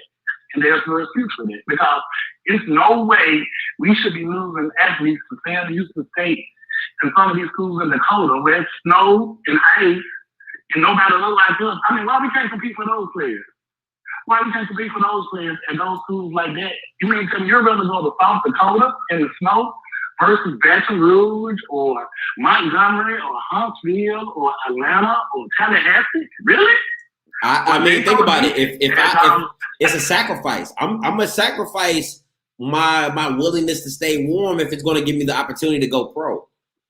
If it might give me the opportunity to get exposure. You see what I'm saying? So I'll take the sacrifice. Let me ask you this though. And you know this, if you're good, are the scouts gonna find you? If you had a ground in North Southern or South Dakota State, if you're good, they're gonna find you regardless. Isn't that correct? I believe that. All right. I do, but what doesn't help is lack of exposure. It doesn't help it any. You know what I'm saying? It doesn't help it any. And I think, and to me, if I was a kid coming out of high school, I'm going to do everything. I'm not going to make it. Listen, if you tell me that I can either hide behind a light pole or go hide behind a fence, I'm going to go hide behind a light pole and you're going to find me a little bit easier. You know what I'm saying? Like, that's what I'm going to do. I'm not going to make it hard for you to come find me. You know what I'm saying? I'm not, listen, come find me. You know what I'm saying? Come get me. But that would be my mindset. You know what I'm saying? I'm going to make it as easy as possible for you to come get me. But, you know, at the end of the day, it is what it is. Hey, I'm going to say this too. You know, I can't hear you. I can see you, but I can't hear you. Okay. I saw recently where Georgia signed a contract with FAMU, and it was mandatory, I think according to the contract, that the more than 100 comes to the game. So I brought that up to say this. The PWI are seeing the values in the HBCU bands. So my thing is, I don't want us to miss the opportunity to monetize the product that we already have at HBCU band for our benefit, and also get better football teams. I don't want us to realize the value of what we have culturally in our conditions with our HBCU bands until it's too late. So I do think we can do both. I don't think it's an either or. I think the band product is already there, but I do agree with you. I do think that we need to bring the football products up to the level of the band. I think some of these YouTube videos. I think the band is so solidified in HBCU culture that there's no way there's going to be a drop off. It's kind of how, like, you know, when you go to Alabama, you're supposed to have a good football team. If you go to Ohio State, you're supposed to have a good football team. If you go to USC or if you go to Florida, the expectation there is always of success. If you go to an HBCU school, the expectation is your band is going to be legit. So there's no getting around that. You see what I'm saying? Like, to me, there will never be a time when you look at an HBCU school and say they band is trash. You know what I'm saying? Like, it's just that, it's just too solidified. My thing is take that same energy and put it to your football team. Put it to having a successful program that you can be as proud as you are about your band. That's my look on it. I agree. Well, I think that's going to come from when I'm paying for having a bigger expectation of the football team. I think right now there's no expectation that the football teams should be good. That's the problem. Because if the band is trash, yes, that's a problem. Because if the band is good, they're going to the band is going to hear it. They're going to get smashed on YouTube. They're going to start getting called. It's an accountability. It is the expectation. Until we get the same level of expectations with the football teams, it's not going to happen. I mean, life is all about accountability. So until they start feeling the heat, until these university presidents and ADs start feeling the heat about the football product, it's just because at the end of the day, if half of the people coming to the games to see the band and they making money, the leadership is not going to care. It's like I was telling friends of mine during COVID, when we couldn't have games, the HBCUs were especially hurt because we don't have the football contracts like the SEC and the big schools to fall back on. So whether or not somebody shows for the game or not, they get paid because those contracts are already written and those checks have already been distributed. But we had to have gate receipts. We had to have people come to the gate at HBCUs in order for us to make money. So, we have a different dynamic under that to deal with. So until the fans and the alumni start to hold the leadership accountable, and part of the alumni being held accountable is we got to get to our crews. I mean, a lot of reasons why they can pay Nick Saban more than anybody else in the state of Alabama is because look how much money the state don't have to pay in order to get them paid. A lot of that comes from endowments and things. So until we can make up the money difference, some of these budgets and some of these HBCUs, like you said, so the athletic departments are properly funded and the coaches are properly funded, because you can't come and ask people to come work for you for free. I mean, you can't attract talent in coaching because they're not going to get paid. I mean, so we have to step up to the plate on that on our own. I mean, we have to be able to give that to our university. We have to give to our university, let me give everything else that we want. That's facts. Hey, appreciate the call, my guy. Okay, thank you, sir. I enjoy it, man. Keep doing what you're doing, man. Appreciate it. I love what you do.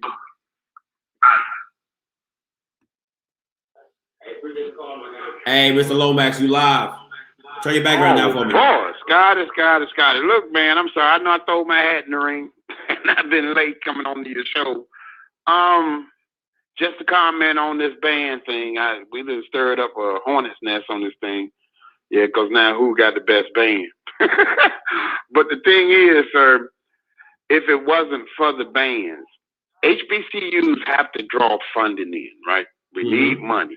Got to have the money. That's why I made the comment.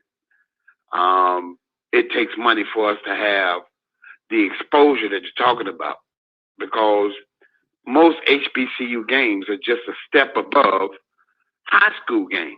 They're just a step above, a little above community colleges, right? So nobody is looking to go to that game to watch these subpar players. Why did the coaches not recruit? Now I got a question for you. Why didn't you go to HBCU? I didn't get recruited by one. So if they're not coming to recruit you, like the previous caller said, not the one right here, but a couple of callers before. Yeah. They're not coming to the schools to recruit because, as Dion said, they felt like they couldn't get them. So they wouldn't even shoot a shot. Dion said he's going to shoot a shot at them, regardless, whether he get them or not. He's going to at least take a chance. 3/4 of them didn't do that. They just hoped the kids show up. Yeah. And then show up with some film and say, hey, okay, we got ourselves a good player. So the whole HBCU, football-wise, basically became mediocre. And it did flip over into the band because it's an entertainment thing. You got the dance girls, who got the best band, who's playing the latest songs, who got the best dance team. All that's just the experience of it. And that's how come we say, after halftime, most people up and they out in the parking lot. Now they're going to tailgate because they really don't care who wins the game. I done heard people say that. I don't care who wins. And they attend that university. So it takes a lot to motivate people, especially us, because we love shiny little things. You know what I mean? But you're saying that the difference would be between PWIs and us. They definitely have the exposure. They're going to be on ESPN. The kid that's looking to go pro or at least be seen, I'm going to go play for Ohio State. I'm going to go play for Michigan. I'm going to go play for Penn State. Yeah. If they call me, I got to go there. I'm not going to no Alcorn. Who goes to Alcorn? I mean, where's Alcorn? That's the first thing they ask. Where they at? That's facts. So there's no history. And I can say all this because I got 3 kids, man. 2 of them went to HBCUs, and I sent one through a PWI. You feel what I'm saying? Mm-hmm. And the one, my daughter that went to PWI said, I wish I would have went to an HBCU. I went to an HBCU. Both of my sisters went there. My mother went there. My aunt went there. My whole family went to Jackson State. So that's why I'm just a diehard fan straight out of Jackson, Mississippi. Because that's just in my blood. That's just me. But the thing would be is the bands is what attract people to the game. There's nothing like a title that says Boombox Classic. People are coming because the bands are going to show up. They get in the stadium and they start playing from the time they're in there to the time they leave. They cut the lights off on the people. You're going to experience that when you go to this Orange Blossom Classic. Well, maybe a little bit of it because FAMU band really sucks. I'm sorry, but they just underrated PWI. What is it, like the 100 march or 100 band march, something like that? They could be 100, they could be 2, they could be what they want to be, sir. They MEAC. And the MEAC bands never equated to the SWAT bands. This is why they even created the Honda Battle of the Bands. They ain't creating nothing for no doggone HBCU football teams. We had a celebration bowl, we had to beg for ESPN to even show that. And they throw that on ESPN too. In the late of the night. But you can go to the Hummer Battle of the Bands and watch all of the bands that pretty much supposed to be the elite bands perform. It's a show. And that's why I was telling you this event would be a good thing for you, man. I mean, I want you to go down to Florida and really enjoy yourself, but soak it all in. We definitely watch games. We do. There are diehard football fans like myself, and I was highly disappointed when I went to Atlanta and watched Jackson State lose to Bethune-Cookman. That thing made me mad. When your boy Quincy fooled around and got hit in the chest, and then he was out the game. We were stuck with Jalen Jones, and then he got hurt, and we went back to the white quarterback. We lost that game on turnovers. I mean, if you look at the stats and numbers, we beat Bethune-Cookman up and down the field. But that's irrelevant. You didn't beat them by the points. But the thing was, everybody went to Atlanta. We pretty much sold that stadium out, not because of the football teams, because the Sonny Boom of the South was going against the Marching Wildcats. And they went there and they stayed for the pregame show and the fifth, what they call the fifth quarter. And the fans going to judge, and then that be that, and it becomes a YouTube thing, and that's all it is, man. Listen, I fell out laughing at your caller with this church thing. Yeah, I mean, nobody go to a church with a choir that can't sing. That was the biggest stunt. I was like, I was this close to hanging up on him, but I was like, hey, that makes sense. That makes a lot of sense. I was like, but the joker said that choir is good, man. That choir is good, but that preacher sucks. But they're gonna go to the church because the choir is good. The choir good. You know what I'm saying? We like shiny things in music, sir. We are fashion trendsetters. That's what black people are. We are fashion trendsetters. We've been doing that since they started talking about fashion, and that's for real. So the band creates that environment. The dancing girls put on a performance.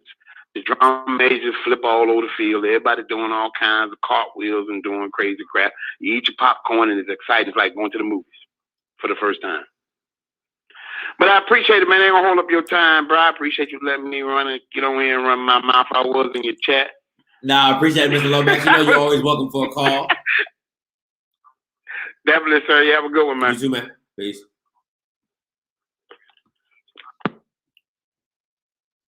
Hey, caller, you live. Caller, you live. How you doing? How you doing?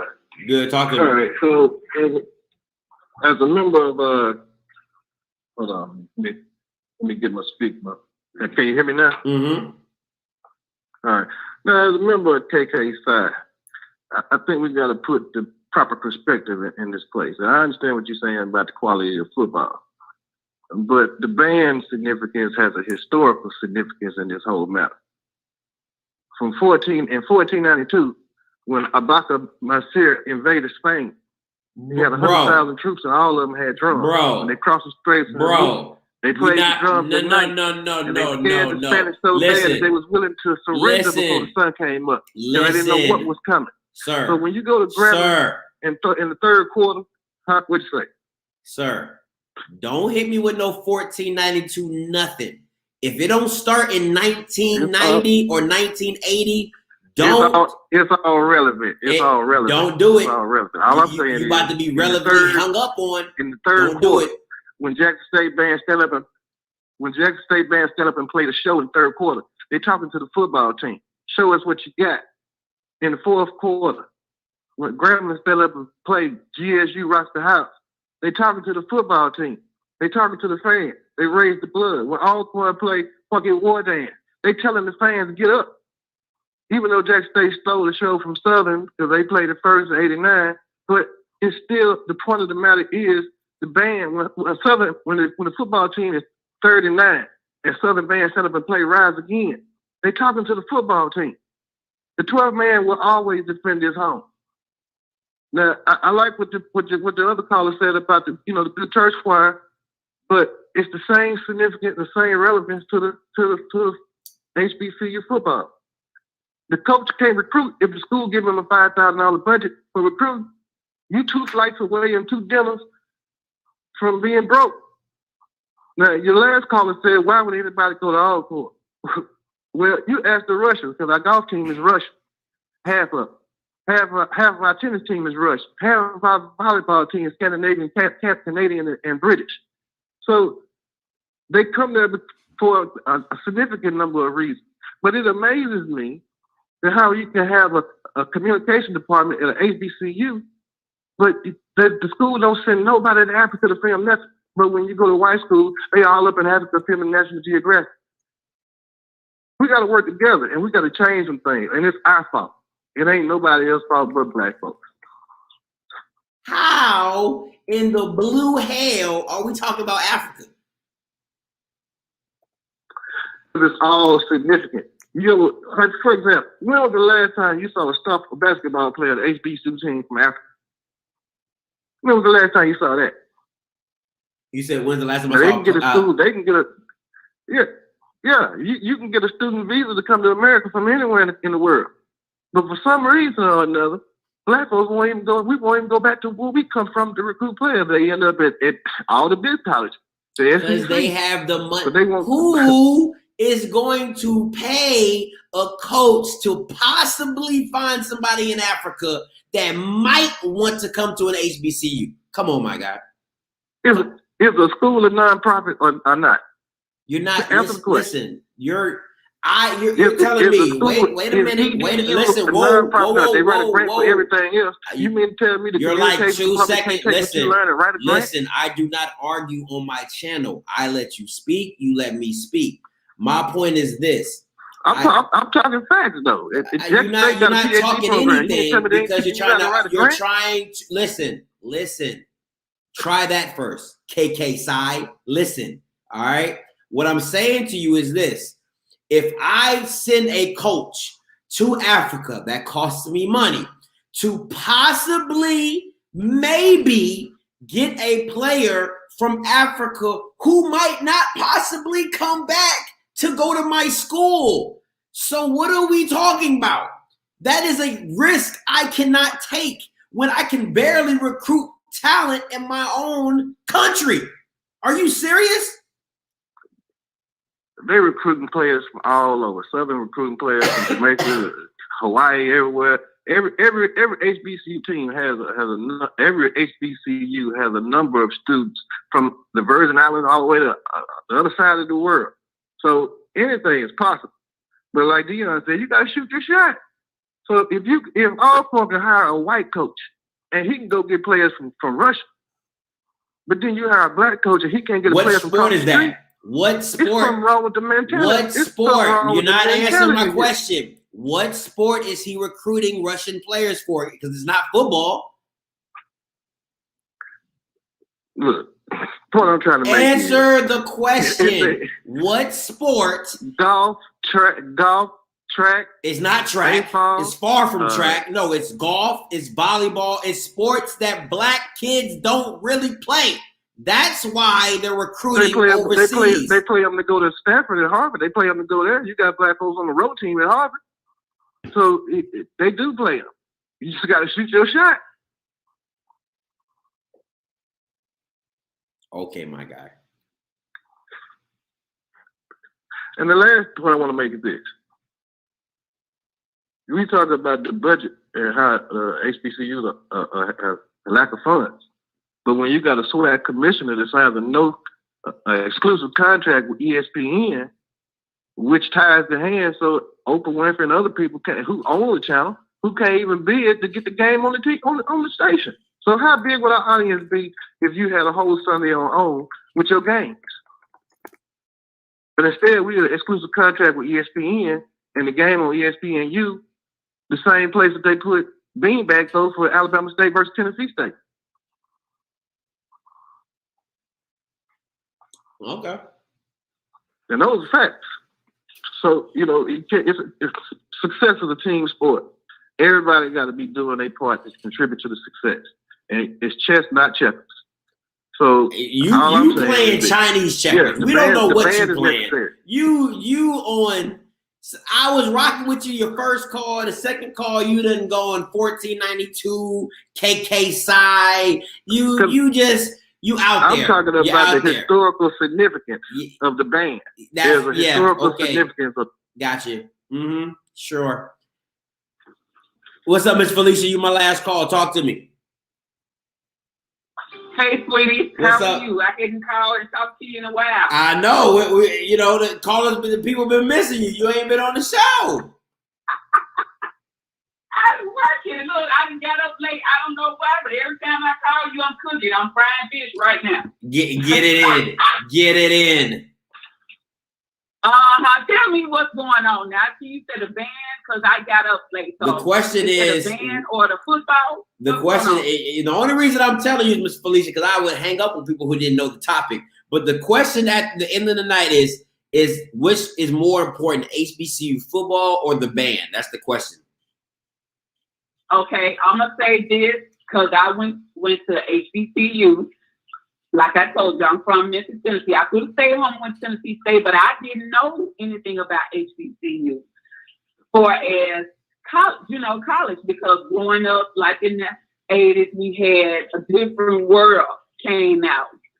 Cosby Show, then it spin off A Different World. And I was like, okay, they showing school like black college and things like that. Mm-hmm. So when my high school went to it was like homecoming. It was a game. It was like high school day for high school, and we went down to Jackson State. I didn't know anything about Jackson State. I didn't know anything about any, like I said, HBCU school.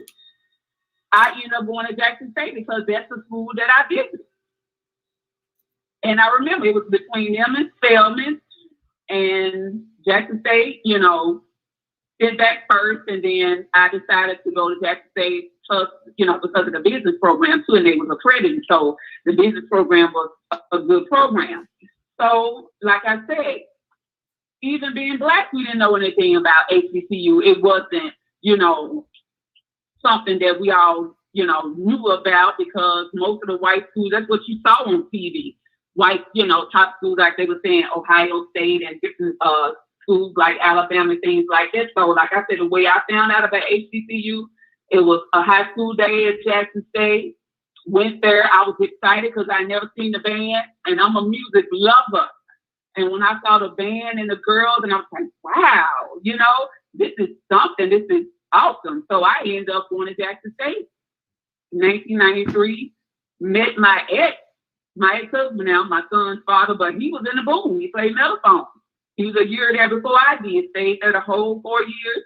playing Megaphone with the boom. So I saw him being, you know, in the band and how popular it was and, you know, things like that. So most definitely, yes.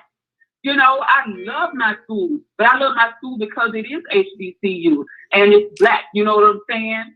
I mean, not that I'm prejudiced or anything like that, but I'm going to love me first. You know, I'm going to love me first. So, and then just us, we're having events and everybody, you know, it's like, okay, our school is better than our school and things like that. You know, it's always a battle. Now, that Southern Heritage Classic, Tennessee State and Jackson State that plays in Memphis, you know, each year, it's off the chain. It is off the chain, and it's one to see. But, I mean, the band, that ain't going to ever change because it has improved the school. It makes the school known, the band do. Just like they said, the football really didn't make, you know, our schools known. Like, I just found out, I think years ago, it's been years ago, that Walter Payton, you know, really came from Jackson State. Like a little bit later, after I got to school, I'm thinking crazy, but a little bit later, after I got to Jackson State, I found out that, oh, Walter Payton went to Jackson State. Wow. You know, felt proud about it. I didn't know about the other guys or his teammates, but I knew of him, you know, because he played for Chicago Bears in the 80s. You know, Refrigerator Perry, all them guys like that. But if you want to look at videos and really look at the band for Jackson State, they were the only band. That's why the gentleman that was before you said he loved Jackson State, his mom, grandmother, everybody went. Because we're a bad band, I'm sorry, can't nobody compare. And I'm just telling you now, back in the 80s, it was a Motown 25, a Motown something, a show they was having. And you can see Jackson State was back in the 80s. The girl had on the plumes, had the little pretty uniforms on. They was coming down the street, coming into the theater where they was up in Hollywood. You need to look at that. Awesome. You ain't seen no other band do that. You ain't seen no Southern, no Alcorn, no nothing. They haven't done that. They haven't been invited. When they invite a band to play and come somewhere, it's Jackson State University. It's the Sonic Boom of the South. Boom, baby, okay? And then for the NAACP, since they was honoring Spike Lee, the girls, like one of their favorite and popular uniforms is that little tiger uniform that they wear. They was coming through the aisles, you hear me? And there's a lot of black stars and, you know, movie stars was there because everything is on YouTube now. So I had never seen that. And EU, the band doing the butt, they was doing it. The band was playing that, and the girls was dancing while EU was on the stage. And John Carlo, I think his name, and the other guys that was in the movie, you know, they was jumping and stepping and everything. And you could see the people's faces lighting up. It's a black university, you hear me? Coming down here, marching, doing their thing. You didn't see nobody else but Jackson State. So you need to look those up, sweetie. You'll be amazed and be like, wow, Miss Alicia didn't lie. Because I don't have to, because you can look it up and see it. Okay. But you ain't going to see no other schools. All right. Okay. So. You see? You got it? Yeah. Listen, I let you ride. I let you ride. I wanted you to get all the Jackson State out your heart. That it felt like it was coming. If you know you haven't been on here in a while, so I wanted to let you get. This is my thing, and I appreciate all the backstory, all the stories, and all the Jackson State people who are watching this stream are probably like, yeah, Felicia, that's right. Tell him, ooh, Motown 30. NAACP. Wait a minute, sweetie. But no, wait a minute. I'm for the football too. I'm excited. You know, I'm a Cowboys girl. That's my team. Remember, that's how we connected. Yeah, but what I'm saying is this, though. I even love the way you renamed the sweat. When we start winning everything, you rename the sweat. I'm about both of it. I want our football to get like our band. That's what I want. I want us to be able to compete. So I don't want you to think that I don't want our football to be the best, you know what I'm saying? We can get them in with the band. You see what I'm saying? And with Dion. No, I don't. You know, and that's my point. Like, listen. That's my point. The band brings in it brings in the people you. Oh, I don't want to say that. Ooh, let me not say that. The band, because I don't want nobody to cancel. I don't want anybody to cancel culture. The band brings in, to me, it brings in fluff, right? Because at the end of the day, yes, it's exciting to see a band. Yes, I said it brings in fluff. It brings in fluff because at the end of the day, your band does not bring your band to me. This is my personal opinion. Somebody can call in, but not today because I'm about to get off. But somebody can call in another time. We can do a part 2 to this. But the band would never be able to bring in as much money as a football program. That's a high level program. To me, that's just not in my mind. Not at all. It won't ever happen. So not at all, baby. You're right. Not at all. So to me, to have so much attention, and it's not to say that the band doesn't deserve its attention. I get it, but it's something I said earlier in my stream. The reason the band directors from Jackson can go out and get the best players at whatever instrument they want is because of the high level of what the band is looked at. You see what I'm saying? The band is looked at so highly and so prestigiously that, yeah, you can go into any place and go get the best drummer because you're going to be on the best band, whomever that might be in your opinion. I don't know who, but whomever that might be. If Deion can do the same thing to your football program, it brings in that much more money than the band ever will. Because at the core of America, they want football. I don't care what you're talking about. ESPN cannot sell bands. They can't sell that to everybody. No, they don't. They don't. At the end of the day, I was just giving you a little history so you can go look at it and you can get excited. But I'm on this side. I want everything to be equal. Because, the band, they going to come through and do what they've been doing because they've been doing that for years.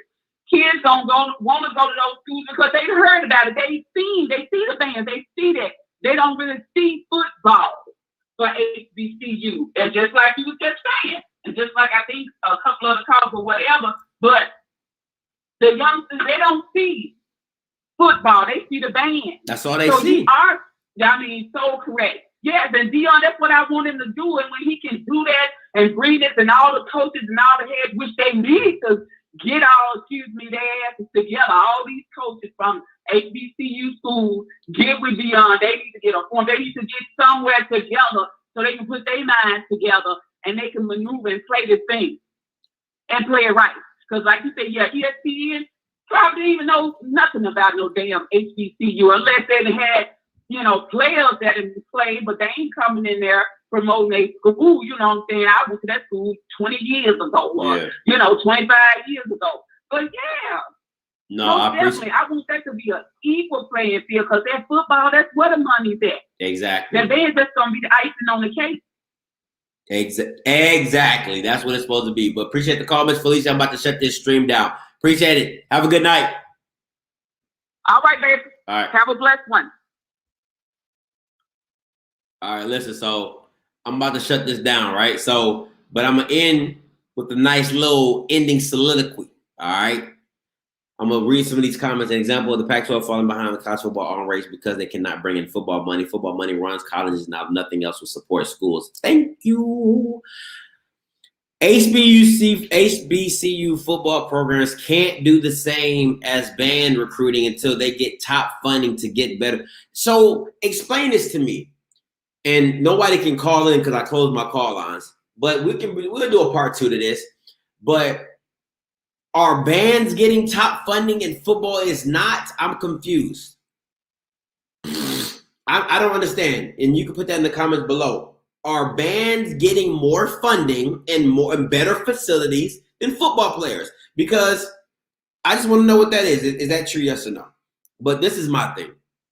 The reason HBCUs hold on to the band so tightly is simply because they feel that's their up on everybody else. It's just that simple. They feel they have the best band. They're gonna hold on to the best band. They're gonna feel that, and that is what it is.